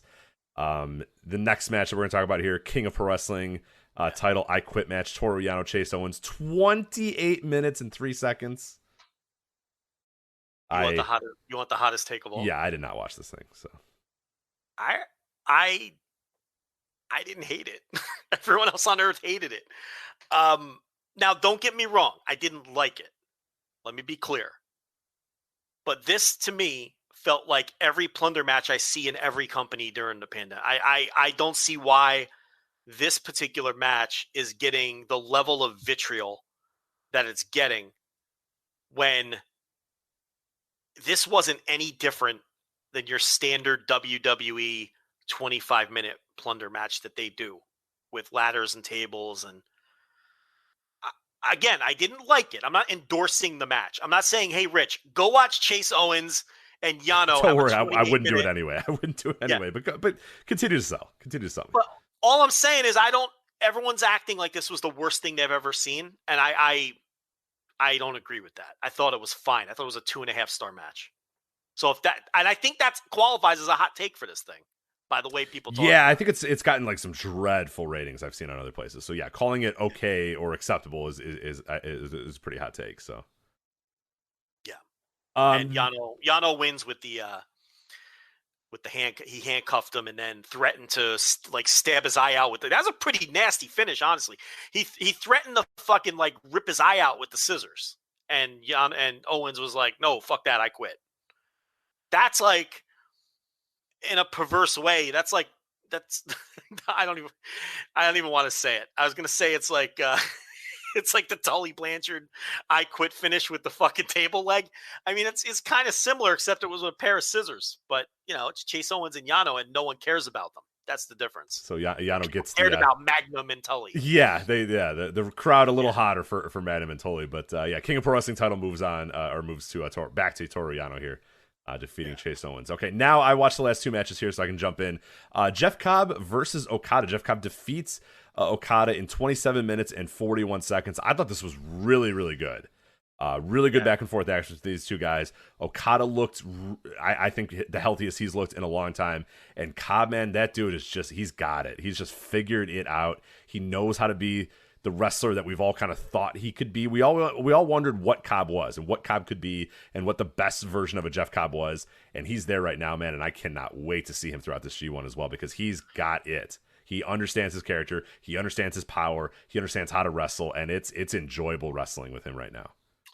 When are they facing each other in the G1? They are. Well, we were going to go over that in a minute, but let me double check to see exactly when that will be. Is that last night? So okay, the last we'll talk about it when we talk about it. This G1 is a little. They are on the last night though. Okay, because when I watched this match, and I agree with you, it was a really good match. Although it was the second match, barely edged out by the main event for best match on the show. I like the main event a little more. But this was a solid match. I'd go like 3.5, 3 3/4, somewhere in that neighborhood. Cobb is just so improved. I mean, he's a guy who I look forward to watching now every time out. Okada is in phenomenal shape. Did you take note of that? Oh, I think I said it. Yeah, he looks good. Yeah, he looks better than he's looked in 2+ years. I mean, he is slimmed out. He's just in phenomenal shape. He's ready for the G1 physically. Knowing what kind of a grind that is on your body. But when Cobb won, my first thought was, okay, Okada's beating him on the last night of the G1. And it looks like that's exactly how they have it laid out, correct? Yes, final night. Yeah. So that's your typical they always do a couple of these right before the G1. You get an outcome and you're like, oh, okay, well, that other guy's getting the win back in the G1 in the bigger spot. And that's exactly what this was. But it's still a great win for Cobb. And then you had your main event, which I agree with you was probably my match of the night. Very close, though. I thought both these matches were pretty damn good. U.S. title match here, Hiroshi Tanahashi versus Kota Ibushi. A very emotional match. As the bell's about to ring, Kota Ibushi is just bawling his eyes out. So yeah, what's with that? People said that the health scare got him, or because he was having a lot of issues. He had the issue with the vaccine. He had an issue with this. He had an issue with that. So I think it was just the emotions of getting in the ring again and being in the main. I don't know what it was, but it was wild. And they had a very good match. I mean, it's Hiroshi Tanahashi versus Kota Ibushi for 17 minutes. I mean, it was exactly what you would expect it would be. But I thought really good action between those two guys. Tanahashi does end up surviving and retaining the title. And then he's bawling his eyes out at the afterwards, too. So I don't know what the fuck was going on. Maybe Ibushi was way sicker than we all thought or something. I don't know. He looked fine. Like, he didn't look like he had lost any step, or he was basically Kota Ibushi that we're all used to. But yeah, it was a weird emotional match where everyone's just crying all the time during it. So... Well, he had lobbied the whole time to wrestle all of those matches that they pulled him from. So, but he's also a fucking weirdo and a maniac. So he may not have been healthy, and the doctors wouldn't let him wrestle. And if the doctors aren't letting you wrestle in Japan, where it's expected that you just wrestle through shit, then that is really saying something. So maybe it did mean a lot to him to get back because he really didn't want to miss all those other matches. So maybe that was it, overcome with emotion. But it was a really good match. One notable thing about this match is I thought the grappling in the early going, which there's nothing I hate more than perfunctory, meaningless, lazy, we're going to grapple for 6 minutes because that's just what you do when you start a match kind of grappling. I just say skip it and get into the meat of the match and tell your story. The grappling in the first 5 to 8 minutes of this match was it looked competitive. It looked like they were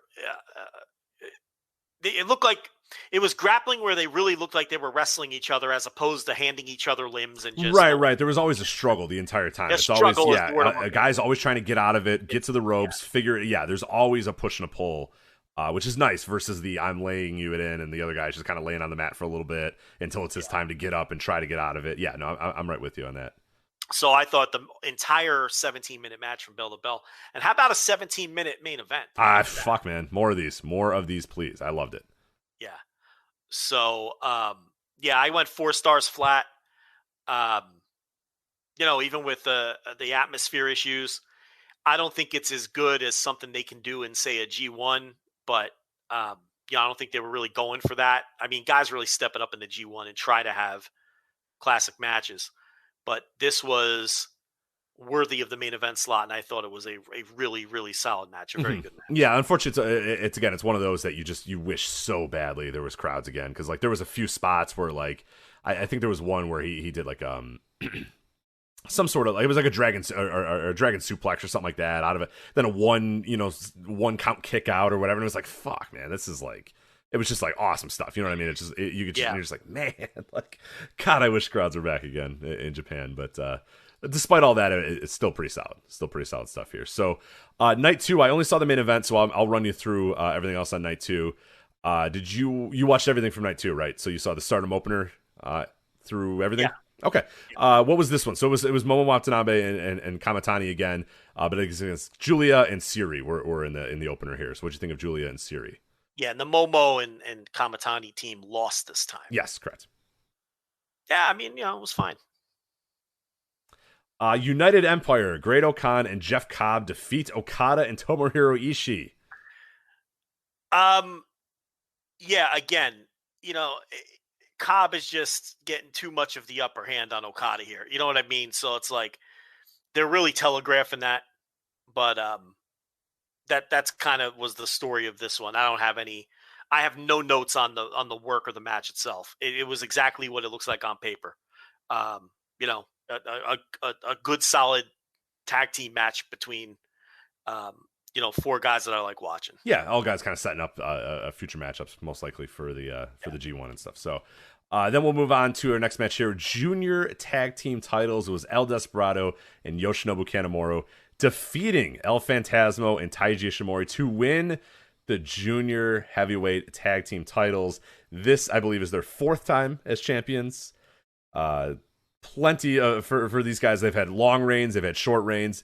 This is their 4th reign now. What'd you think of Despy and Kanemaru versus Phantasmo and Taiji Ishimori? So Phantasmo's loaded boot backfiring, Despy with the fist, the hand, and then selling the hand later in the show when he came out to challenge Robbie Eagles. He still had the ice on the hand from the finish and everything, which was really cool. I enjoyed this more than the next match we're going to talk about with the heavyweight tag teams. So some clever booking at the finish as well. So then we had, moving on now, the IWGP Tag Team Title 3-way match. Dangerous Tekkers retain the titles. They defeat Hiroki Goto and Yoshihashi, as well as the team of Sonata and Naito. I don't know. I didn't give a shit, and I just watched it with glazed over eyes, and I don't know. I'm not the right person to review this. I just don't care about any of these people in this context. Yeah, 26 minutes for a triple threat of 3 teams that you don't care about. Yeah, is going to be tough. So I don't care who wins. I just, is a nice little diversion for Naito while before the G1 to do a little quickie title run and tag title run and all that. But this heavyweight tag division is just not interesting to me at all. I know how other people felt during other eras of this title where they just could not get into any of it. And it's like, believe me, and then those weren't great either. But I just have no use for any of this or any of these teams. I'm sick of it. Making it a 3-way didn't help honestly, I liked the last match between Tekkers and Sonata and Naito the best out of this entire string. This one, I'm burnt out on it and I don't care. And I don't have any other thoughts. So then we'll go to a match that I wanted to fit in, but unfortunately I started watching it before we recorded here, but I didn't end up finishing it. Junior heavyweight title match here. Robbie Eagles defeating Hiromu Takahashi. A little bit of a surprise to some people that Robbie Eagles retains the junior heavyweight title. What did you think of the match, and what do you think of Robbie Eagles retaining the title? No, that's the right call. We talked about it in the lead up. That Yeah, he I should 100% agree. It establishes Robbie Eagles in a way that I think you need to establish him moving forward. Yeah, Robbie Eagles is starting to feel like a bigger deal now too. He's not. It doesn't feel like he's just a COVID champion or Hiromu's been hurt, kind of. No, because I feel like they're just redoing the story they were going to do before the world fell apart with these two guys, is what they're doing. And I think that it was very clear that they were going to push Robbie Eagles a year and a half ago or whatever, before everything happened with the pandemic. And it just, and now they're doing it now. So I thought he would win. I thought he should win. The only issue is it makes Best of Super Juniors very predictable, because now Hiromu is obviously going to win that tournament and then probably beat Eagles for the title at Wrestle Kingdom or something on one of the 19 Wrestle Kingdom shows. Maybe it could headline Wrestle Kingdom in Bipu, and they could put Robbie Eagles and Hiromu on top on Wrestle King. What year is Wrestle King? What number is Wrestle Kingdom? Wrestle Kingdom, it would be, oh man, I think, am I 15 or did we pass 15? It's all been a blur. Maybe it's 16. Maybe it's 16. Kingdom, Wrestle Kingdom 16, Night 7 in Bipu. We could headline that with Hiromu versus Robbie Eagles for the junior title, and that's where Hiromu will win it. But yeah, from that aspect, it makes Super Juniors way more predictable. So some 15. people might not like it. Wrestle Kingdom 15. Joe. All right, so I'm not telling the joke again with the corrected number. But, right. Wasn't that great of a joke to begin with? Honestly. It really wasn't, but it worked. Don't make me repeat it.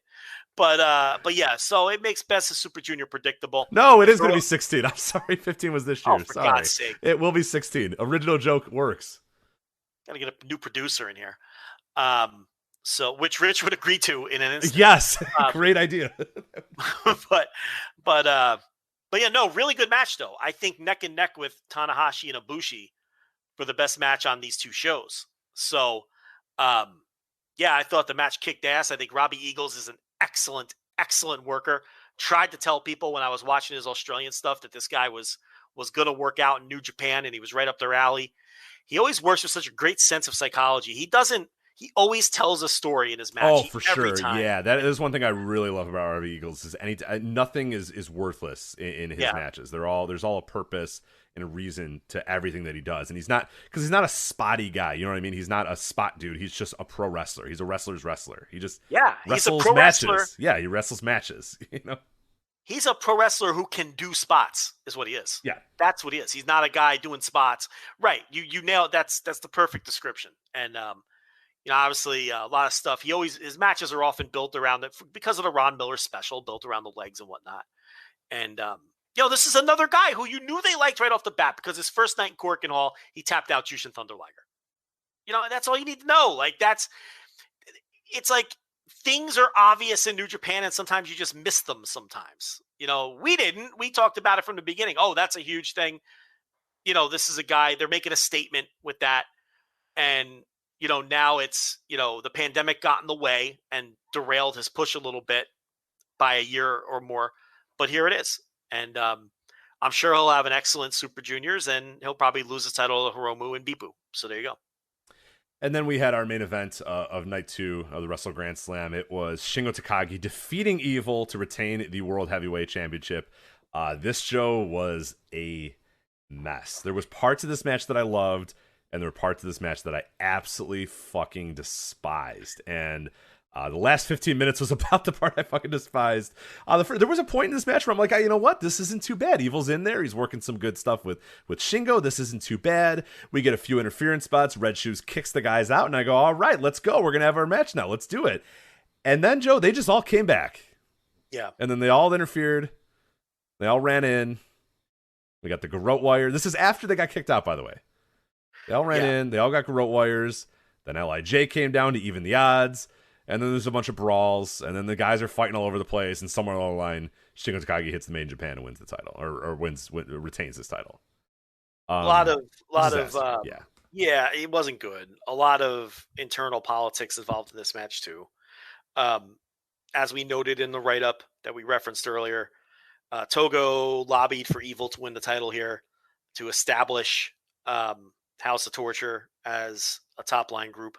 And they would have done like a quickie title switch. Shingo would have won it back quickly at some point.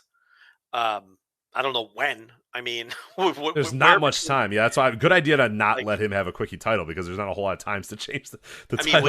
Would Evil have been champion through G1? I mean, I'm wondering what the plan would have been there. But that obviously got shot down, and then Shingo did manage to get a lot of the interference spots limited. Believe it or not, limited. How? So Evil is a good wrestler. He's not a great wrestler. No, he's dude. There was the first 10 minutes of this match. I was like, all right, here we you can just do this. Like you can do some little chicken shit stuff here and there, but like this was really good. The first 15 minutes of this match, I was like, yeah, man, here we go. This is not bad. Evil can go. He can do it. He's a good wrestler. I mean, I don't think he's upper echelon or anything. No. But he can. I mean, he's in there with Shingo. I mean, it's not hard to have a good match with Shingo. So, and I mean, his name is Evil. We do have to remember that sometimes. But before the big turn, he would always do the chair shot around the guy's neck early in the match, and he would do things that were underhanded because his name is Evil. But now it's just completely over the top. But look, he would never get the kind of push that he's gotten before the turn without all of this stuff. So from his perspective and for his career, this is all great. So, that's why you don't, hear about any kickback from him or anything like that, because he won the fucking IWGP title after the initial turn. And now he's going to get another rocket strap here. So, and he's going to be a top guy, presumably, at this point, until he's down cycled when he's 40. So, yeah, from his perspective, this is all great for his career. I mean, nobody really wants to watch it. No one in the West, at least. I do think the Naito Evil feud initially would have drawn had there been no COVID. And I don't know if it's hard to tell. I don't know if the Japanese fans are as negative on Evil as the Western fans. I don't think so either. No, because I mean, honestly, in this match too, like not to analyze, clap crowds or whatever, but like when Red Shoes kicked out the House of Torch or whatever, I mean, the crowd went nuts in terms of, they were like, clapping. Like, the claps were just going wild for that, and I was like, oh man, all right, like it's working for them still. Like I don't know how it could still be working for you. I don't know how you could still be like, yeah, awesome, they're gonna get kicked out and then they're gonna run it, like, but they still were. I mean, when LIJ hit the ring, the crowd was, they're clapping like crazy. So it's like, they're clearly into that still at some level. It's just, from my aspect as an analyst, it's like, I just don't really want to watch it anymore. It's just exhausting, but working for someone. So there always seems to be an annoying cheating stable in New Japan though, and then you just kind of, you got to deal with it. And, this one is the most annoying, I think, ever though. I think the Evil stuff with Togo. Oh yeah, for sure. Is by far the most. It's just so aggressive. Like I said, in this one, like Red Shoes kicks him out and then they just come back and then they just interfere. And it's like, okay, what are we doing? Like, yeah, it's so blatant. And there's just no real, I don't know. There's just no end in sight. There's no real push. Nothing really happens. You know what I mean? He just kind of interferes, does shit. And then we move on to the next show where he interferes and does shit again. I don't know. It's just, it's uninspiring in a lot of ways. I kind of thought he might be done as a tippy top guy, but this is a whole new lifeline for him. So Togo believes in him, and Togo has power. I mean, he's not the top power broker, but he has some power. And, they're all pals from back in the day, and he does have influence and power. And he believes in him, and he believes in Show. So they're both going to get pushed. All right, let's talk about this G1 though, but because we got a pretty interesting looking G1 lineup here. This obviously, if you do not know, patreon.com/Voices Wrestling daily G1 audio. Is that right, Joe? Yeah, daily G1 audio. Yeah, I do it like I do every year. Yep. So that is going to happen throughout the entire tournament. A block here. We're starting off. This is going to be September 18th, all the way through the final, which is going to be on October 21st. Well, let's go over these blocks, I guess, first. Yeah, I'm going to do that. I'm just letting you know about the schedule first, and then we'll go over the actual, or the actual the dates that this is going to run. Obviously, This is in the fall again because of the Olympics. It'll be back to the summer, presumably next year. But A block: Kota Ibushi, Tetsuya Naito, Shingo Takagi, Zack Sabre Jr., Toru Yano, Tomohiro Ishii, Yujiro Takahashi, Kenta, Tonga Loa, and Great Okan. So that is your A block. It's a good looking A block. I don't think that's a bad block at all. That's not a bad block at all. Now look, Hey, look, you don't have Will Ospreay, Jay White, Minoru Suzuki. I'm probably forgetting some people. Juice Robinson, if you want to throw him in the mix. John Moxley, who assuredly would have been in this. So you have some really interesting people not in this. And if you lose, losing Jay White losing Will Ospreay from any tournament is a gigantic blow for match quality. I get it. So this is not the strongest G1 field, obviously, but I think this A block isn't that far off from the kind of block you would have seen normally. I mean, I don't think it's one of the best powerhouse blocks I've ever seen. It's really not that terrible.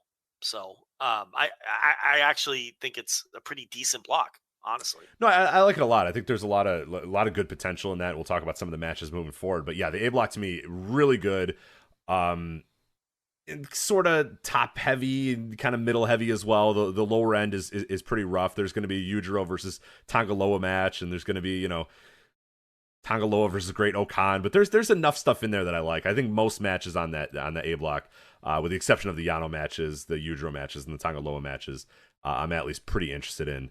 And then the B block. I mean, all things considered, I think Tangaloa can be sneaky good here. He's a guy I got my eye on. No, I agree. I worry about how they book him in a G1 and how they use him in a G1 because I have liked him. Look, he's going to lose all his matches. Well, yeah, no, for sure. I just wonder if they get cheaty heavy and bullet you're heavy. right. Okay. That's if they see him as the off night. If they just let the guy work like he's done this year, I mean, then you can add him to the mix. I mean, if he just goes in there and works with Ishii, I mean, fuck yeah, that's awesome. He just goes in there and works with Shingo, that'd be awesome. But I don't know if they see him as, similar to the Toru Yano, similar to Tama Tonga in past years, similar to Bad Luck Fale in past years, where they see them as just a night off. So it's like, hell, Kota Ibushi's been killing himself. Let's go in there and have a match with Tangaloa where a bunch of guys interfere and it's over in, 8 minutes type thing. I don't know if they see him that way. I hope they don't. But we'll see. Yujiro is that guy. Yano's that guy. I think they have two of those guys already in that A block. I don't think they need to add Tangaloa and Great Okan to that as well. So I would just have those guys go out there and just fucking wrestle and not worry about taking nights off. But we'll see. No, I think Yano's the night off. I think, see, the thing about this A block is some of the guys who are considered bottom guys, I like. I think Tangaloa is a guy to watch. I like Okan. I like Kenta, even old Kenta. So, the only people I don't like are Yano and Yujiro from that perspective. But I get it if other people are like, I'm not watching Tangaloa matches. And I know a lot of people don't like Great Okan. So maybe this block just looks better to me than it does to other people. But the top part of the block is pretty great. Oh, it's not, yeah. I mean, Ibushi, Naito, Takagi, Zack Sabre Jr., Ishii right there. That's not even including Kenta. I mean, that first five. All those guys are going to wrestle each other. All those guys are good, yeah. And they're all going to have good matches against each other. And Kenta's going to have a good match with 2 or 3 of those guys. Sure. Oh, for sure. And I think Okan will have a good match with a couple of them. And Loa, too, if they don't do what you just said and make it interference heavy. Anyway.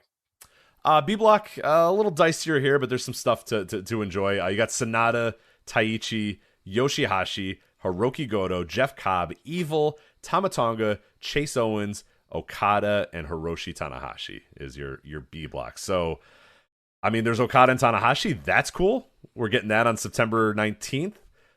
You got Jeff Cobb, who I think has been tremendous this year, and I'm very excited to see him. You have Goto, and then you got Sonata.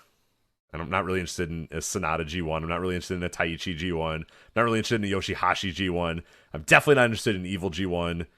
No interest in a Tama Tonga G1 unless I guess he's working, but even then.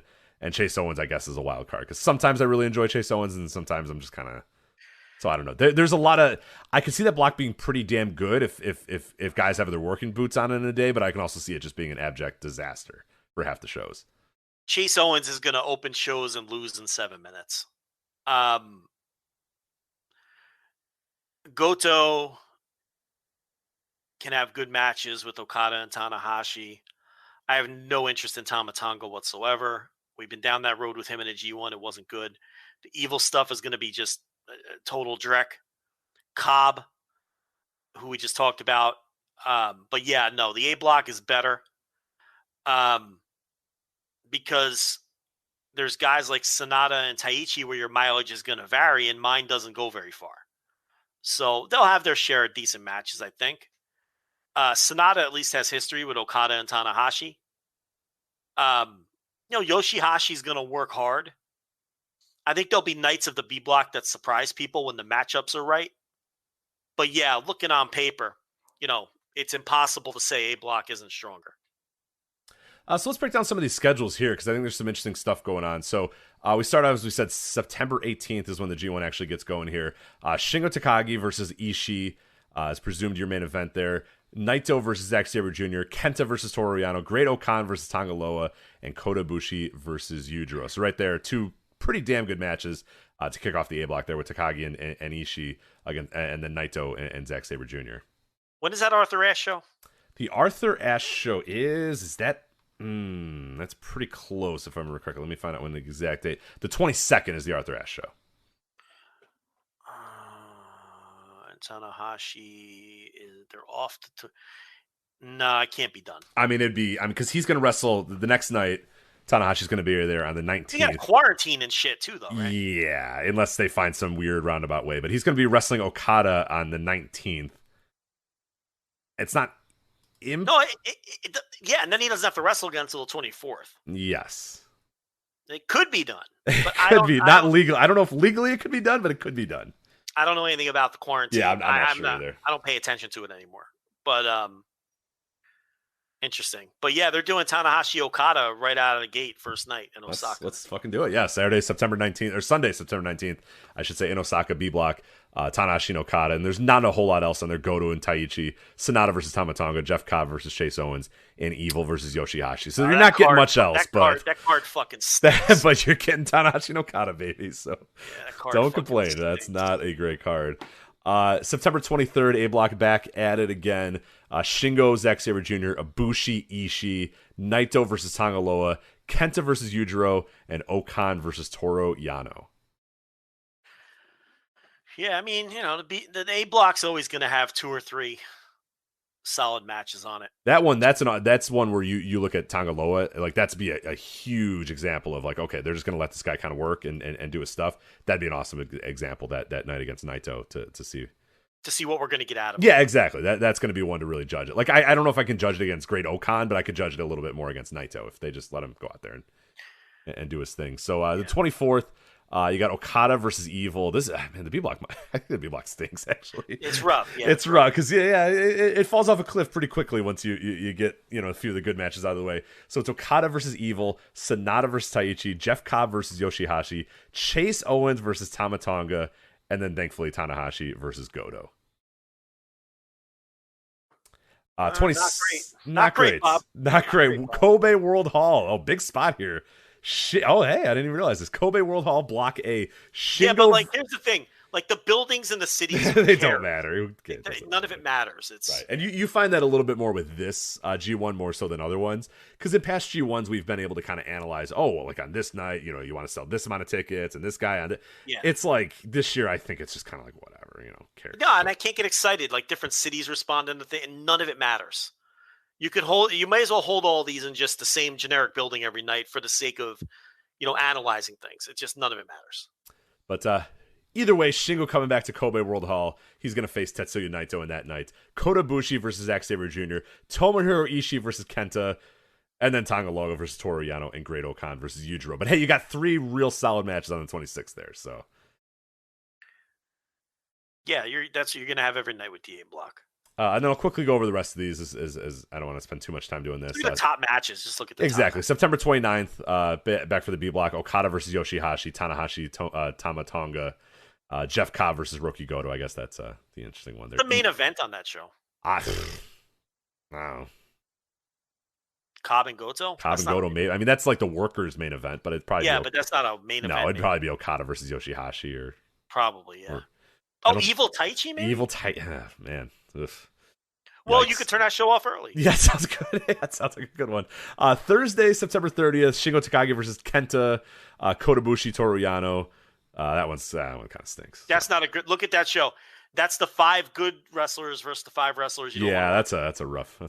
That's the worst A block night. For sure. B block night, October 1st, Tanahashi versus Sonata, Okada versus Goto. Two pretty decent. That's a good night. It's a decent night for that block. A block on the 3rd, Takagi versus Kota Ibushi, Ishii versus Zack Sabre Jr., and Great Okan versus Kenta. Would be pretty fun from that one. So Then the 4th, you got Okada versus Sonata, Goto versus Yoshihashi, Tanahashi versus Chase Owens. The 7th, Naito versus Kenta, Tomohiro Ishii versus Great Okan, Kota Ibushi, Tangaloa. So that's another iffy one there.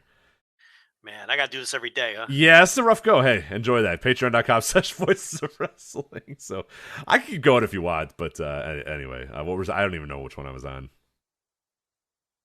Who cares? Guys are going to face each other all the night. So Let's look at the last. The last two here. The A block final.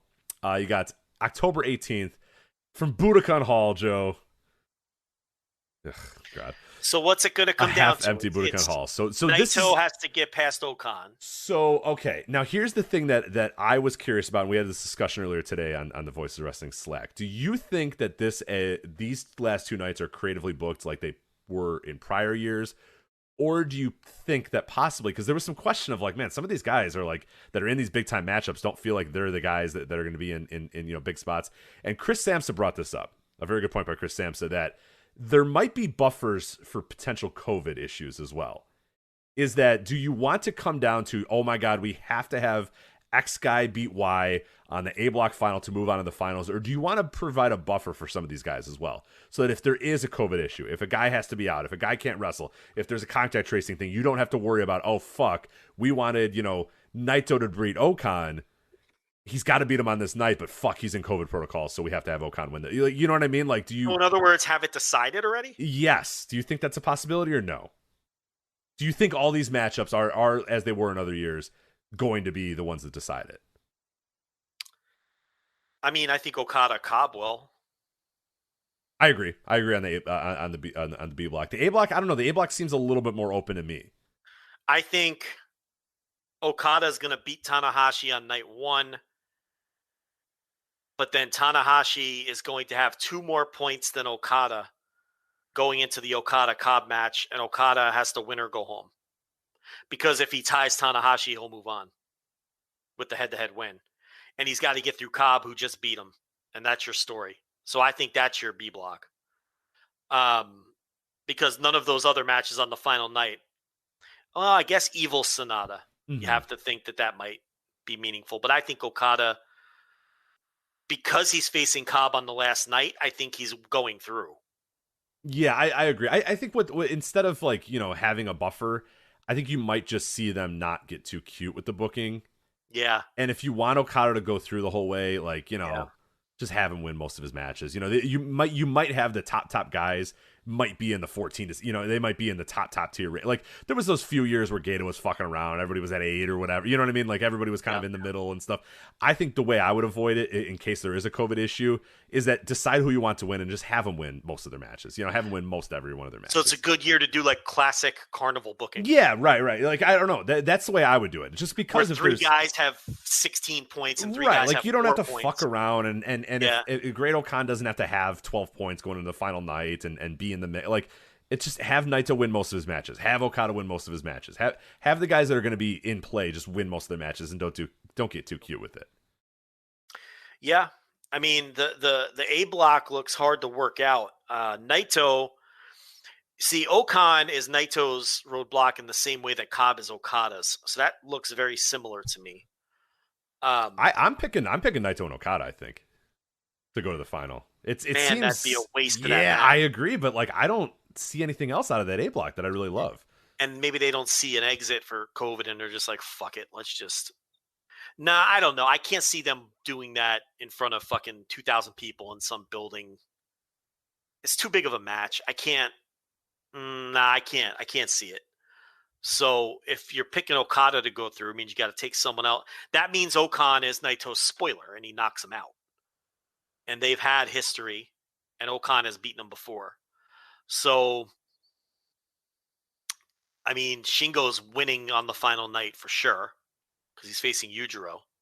So does it come down to Ibushi Kenta? And then, I mean, without putting a ton of thought into this, just have Ibushi win again. Who cares? And I never do. Like I never put a ton of thought. If you notice into the G1, I put a little bit of thought. I look at the final night. I don't like to work it out. because I want to watch it play out. Does that make sense? Yeah, for sure. Because if you really sat down, you could No, probably because work it out. we used to do that for a few years where we'd go, okay, well, it's this guy and this guy, and we were right 90%, and then eventually we just came over, and then we started like the last half of the years we would preview the G1. We would just kind of be like, I don't know, who knows, yeah, whatever. Like we wouldn't map it out as much. Like our early years, we'd map out every single match and get it to a pretty close degree. Pretty close. And the thing is with the double dome, it's like it opens up everything. Yeah, it makes it almost impossible to predict because there's probably going to be 2 title matches. So it's not like, okay, this is the one guy that's definitely going to main event Wrestle Kingdom and you have to worry about because it's his time and then there's the other aspect too that you don't really need to worry about drawing. Like you're probably going to sell whatever X amount of tickets you're going to sell. Yeah. So you can fuck around a little bit and have a guy, like, whatever, have this guy. Like, not that I think they're going to say, Yujiro, you know what? It's your time, pal. Get up there, knock him dead. Like, it was still within reason you're going to have guys win, but it doesn't feel like it's as much of a, okay, is this guy truly ready to be the main event guy that needs to sell tickets to Wrestle Kingdom? It's not going to matter in the sense that he's not going to be the true guy to main event because there's going to be 2 main events and possibly 3 main events. And then also it doesn't matter because it's going to be a quarter-filled dome. So it's like, whatever. 3 Wrestle Kingdom shows now too. Yeah. Why are they doing that third one like 3 days later in a different city? You're asking the wrong. I don't know. Is that just New Year Dash with a Wrestle Kingdom? I believe that is the case. Yeah. So is that Wrestle Kingdom Roadblock Into the Line or whatever? Sort of. Yeah. Or WrestleMania. WrestleMania Backlash. WrestleMania Backlash. Yeah. So that's like Wrestle Kingdom Backlash now instead of New Year Dash because they're not doing New Year Dash, right? No, I don't think they didn't officially announce New Year Dash this time. So how can you do 2 Wrestle Kingdoms, a New Year Dash, and then do Wrestle Kingdom again?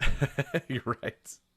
So for people that don't know, January 4th, January 5th, the first 2 nights of Wrestle Kingdom, and then also on January 8th, they're doing a Wrestle Kingdom. So get into it. Yokohama Arena. So you're gonna have 2 Tokyo Dome Wrestle Kingdoms, and then a 3rd Wrestle Kingdom at Yokohama Arena. So get into it, buddy. Get into it. Joe Lanza. If there's fans, I'll get into it. Yeah. Daily G1 updates. Patreon.com/voice wrestling. $5 tier for those, correct? Yeah. $5 tier. $5 tier. Joe Lanza, G1 Climax, daily updates. We got about 10 minutes here. Let's go quick. I don't know why you think this is like. I've done daily audio for the Junior Tag Battle of Glory. No, I know. You don't think I can handle this? No, you got it. I mean, come on. I mean, I'm glad you're doing it. I'm not, but yeah, no. This is 18 nights, though. Yeah. Junior Tag Battle of Glory was like 6 nights or something. Yeah, it's gonna that October 12th. Taichi versus Tama Tonga is really gonna start dragging on you a bit, but. 1 year I did G1, Carnival, and N1 all at the same time. Yeah, that was fucking insane. Yeah. So this is cake, right? It should be. And 5 matches a night. They're not doing any undercard shit. No undercard. Yeah, you're good. So there's going to be a few of the matches, a few of the shows do have undercards, but it's like a Young Lion. They're the new Young Lions versus like one of the star, and those are going to be great because we've never seen these guys before, so that'll actually be kind of fun. So right. Well, if you need me to fill in any of them, I've done that in the past. I will be willing to fill in. So that's true. I may need you to step in on 1 or 2. Yeah. If you're like, look, I can't do it. I can fill in. So see, you're you assume it's just going to be terrible. No, I don't know. New Japan and me are in a bad place right now. So you are, yeah. I try, but it's just Do you try? Not really. No. I'm not seeing a ton of effort. There's not a lot of effort going on. So yeah, watch the main event. Look, you're checked out. I understand. I get it. It's happens. just hard. MetLife Dome, and I can't do it anymore. And when you check out, you check out. I check. I'm done. Done. Everybody clapping like seals. Yeah. Kevin Kelly has explained the rain hitting the roof. I'm just like, oh man. Yeah. You might think that's our fans, and it's not. They're making noise, but no, that is the rain hitting the MetLife Dome. Like, oh boy. Oh boy. All right. Anyway, let's talk Death Before Dishonor here real quick before we get out of here. ROH has a pay-per-view this weekend. Yes, they do. ROH World Championship main event. Bandito defending the title against Brody King, Demonic Flamita, and EC3. You think EC3 is going to change the narrative, baby? Can't beat Bandito yet, right? Can't do it. No. I don't think so. So it looks like Roosh, the ROH doctors, we talked about this last week, The ROH doc, that was a big hit, that segment, by the way. People enjoyed that. Impromptu news. Oh, yeah, that was good. That was good. Yeah, don't do it right now. We don't have a lot of time, but that was fun. I enjoyed that. Rich is always scared I'm going to do that. That was a winner, though. People really gave positive reviews to impromptu news. But it looks like Roosh, the ROH doctor, said, yeah, you're hurt, but you don't need surgery. And he said, nah, you know what? I need the surgery. I really, really should get surgery. Yeah. So, that's it for him. Going under the knife to own ROH. I love it. Yeah. So, but they're going to get La Bestia del Ring in there until the end of the year and get their money's worth on that guy. So he's on this show. But maybe the whole family will be leaving. I think they all think they're going to AEW. I don't know how Tony Khan feels about that. I guess we'll find out. But that's it for Roosh, which explains the Bandito title win, which at the time looked a little weird. Right. So, yeah, I'd imagine he keeps the title here for a little bit as try to add some stability there. And kind of the same idea that you were trying to do with Roosh, you just try to do it with Bandito for a little bit now as well. But obviously not with the same. Yeah, why not? Bandito is a excellent wrestler. Yeah, I agree. Not that I really want to see any of these other guys. I don't want to see Demonic Flamita get the title, nor do I want to see EC3 get the title either. So Bandito still doesn't feel like a hot champion to me. No, I don't think it's ever going to happen. So yeah, but he should win here. Yeah. ROH Pure Championship match: Jonathan Gresham defending the title against Josh Woods. Yeah, I mean it'll have a high floor because it's Gresham in a pure match. Yeah, so. Yeah, I'm into that one. ROH World 6-Man title: Shane Taylor Promotions defending their titles against Dragon Lee, Kenny King, King King, and La Bestia del Ring. As you said, hey, we're paying you, pal. Get your ass out there. So.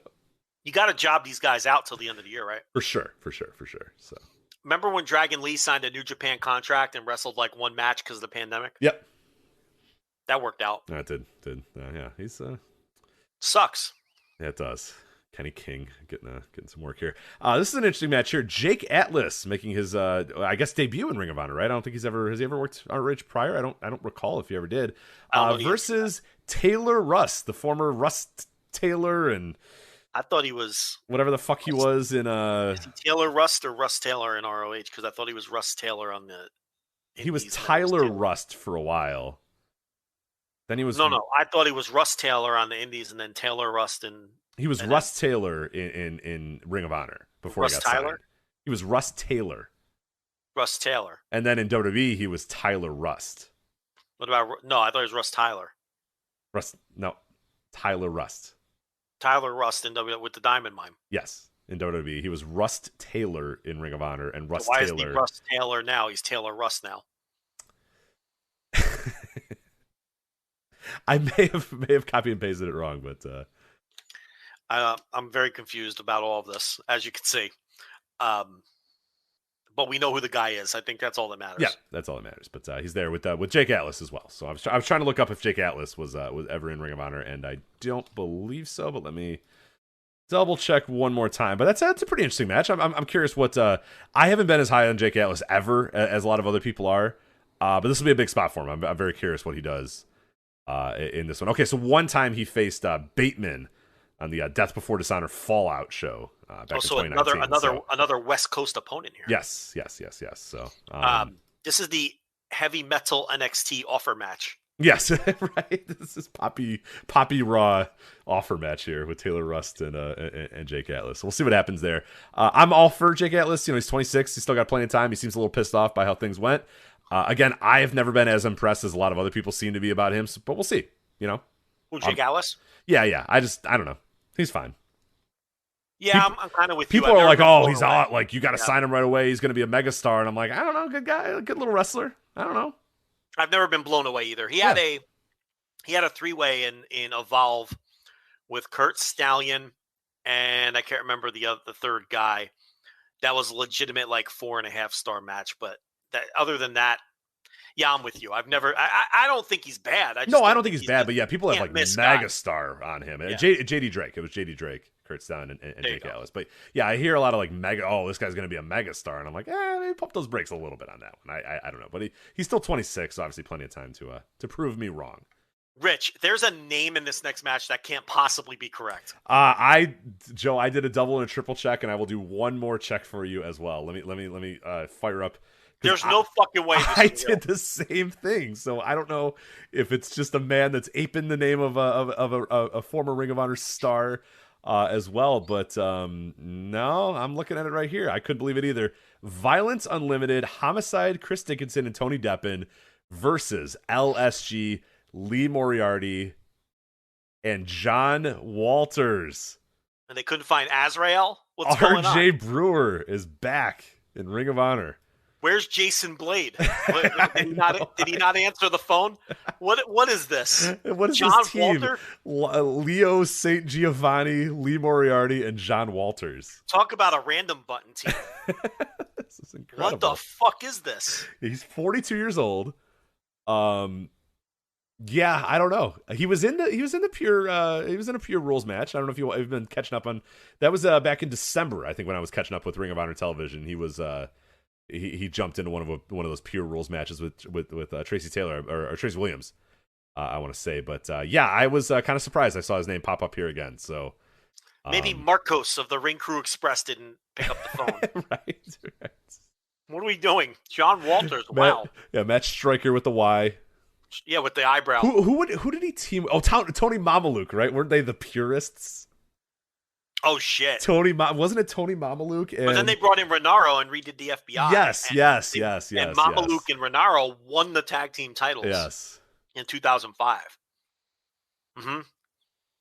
I think they lost. They lost a Dunn and Marcos. Yes, bitter friends, stiffer enemies. The purists versus. I think I have that DVD somewhere, maybe at my parents' house. That was an okay show. Main event was Loki and Dad Math, so that tells you all you had to see there. But hey, do you think those shows hold up? I have watched. Okay, I haven't tried any. 2006 through like 2009, ROH does. I can't say that 2003 Ring of Honor holds up very well. Okay. During the pandemic, I went and watched a bunch of them, and I was just like, I love this as a kid. I'm not I did the thing where I started watching and then I stopped watching because I didn't want to like ruin my memories. Leave the memories alone. Yeah, because I was getting through a few of them, and I'm just like, I don't know, it's kind of bad. Yeah. So I stopped watching some of them just because I got a little. But then I jumped over to like a random 2006 show, and that fucking rocked. It was awesome. So. You know Jason Blade's tag team partner for a long time, right? Oh, I don't know if I know Jason Blade's tag team partner. Man Makazi.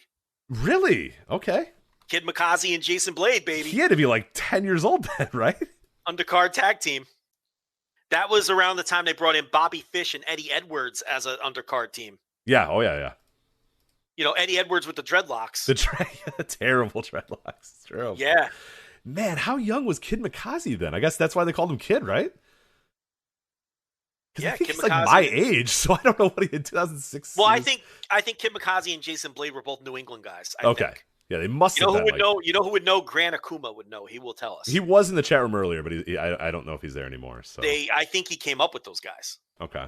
If I'm not mistaken, I could be way off, but yeah, they were an undercard team. They would do the Northeast loops. I don't know if they'd come out your way. Makazi and Blade. I don't think they did the Chicago.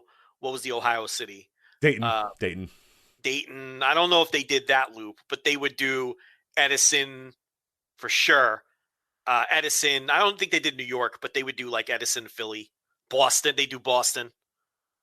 They didn't do Philly either. I think they did that because Edison, Boston was always the same weekend. Yeah. Dayton, Chicago, Edison, Boston. Yeah.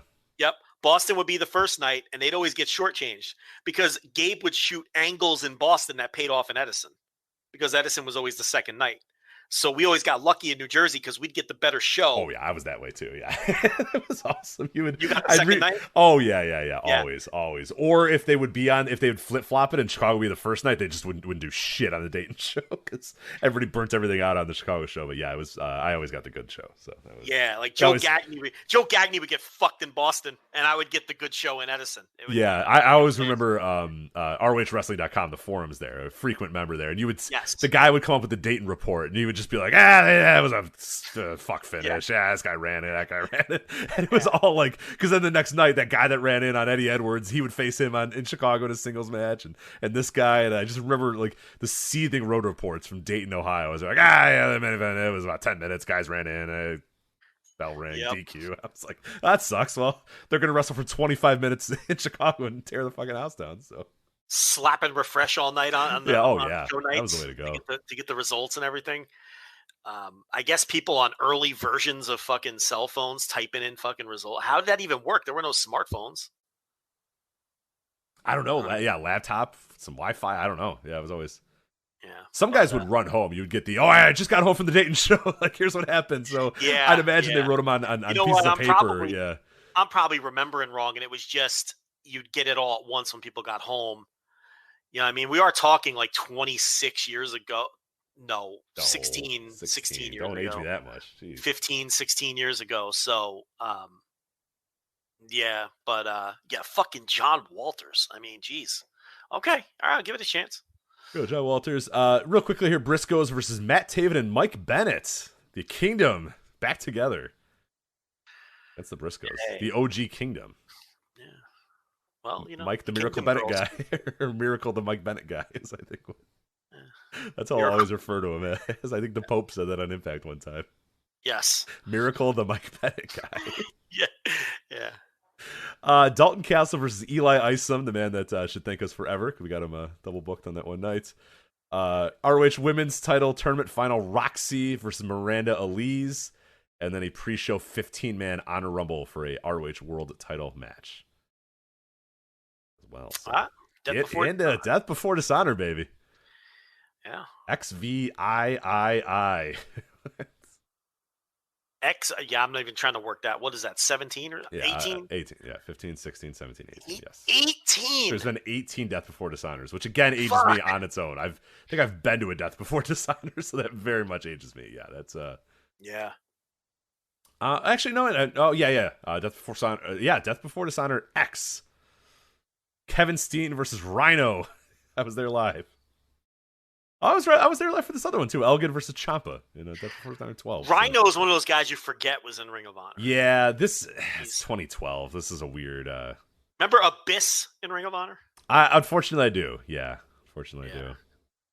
Remember when Christian worked one match and didn't get over at all? Yeah, they just sent him away. Yeah, that my favorite thing about old Ring of Honor is when dudes wouldn't get over and they would just say, I don't know, man. Like, the best is Will-O-the-Wisp. You know what I mean? Yeah, yeah. They're like, Jeff, sorry, man. Nobody cares about you at all. And he's like, what the fuck? Like, I'm a huge star. And they're like, I don't know, man. Like, not here you are.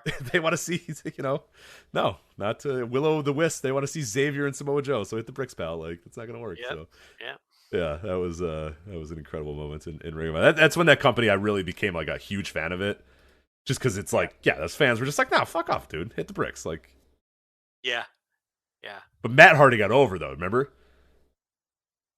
Matt Hardy, well, when?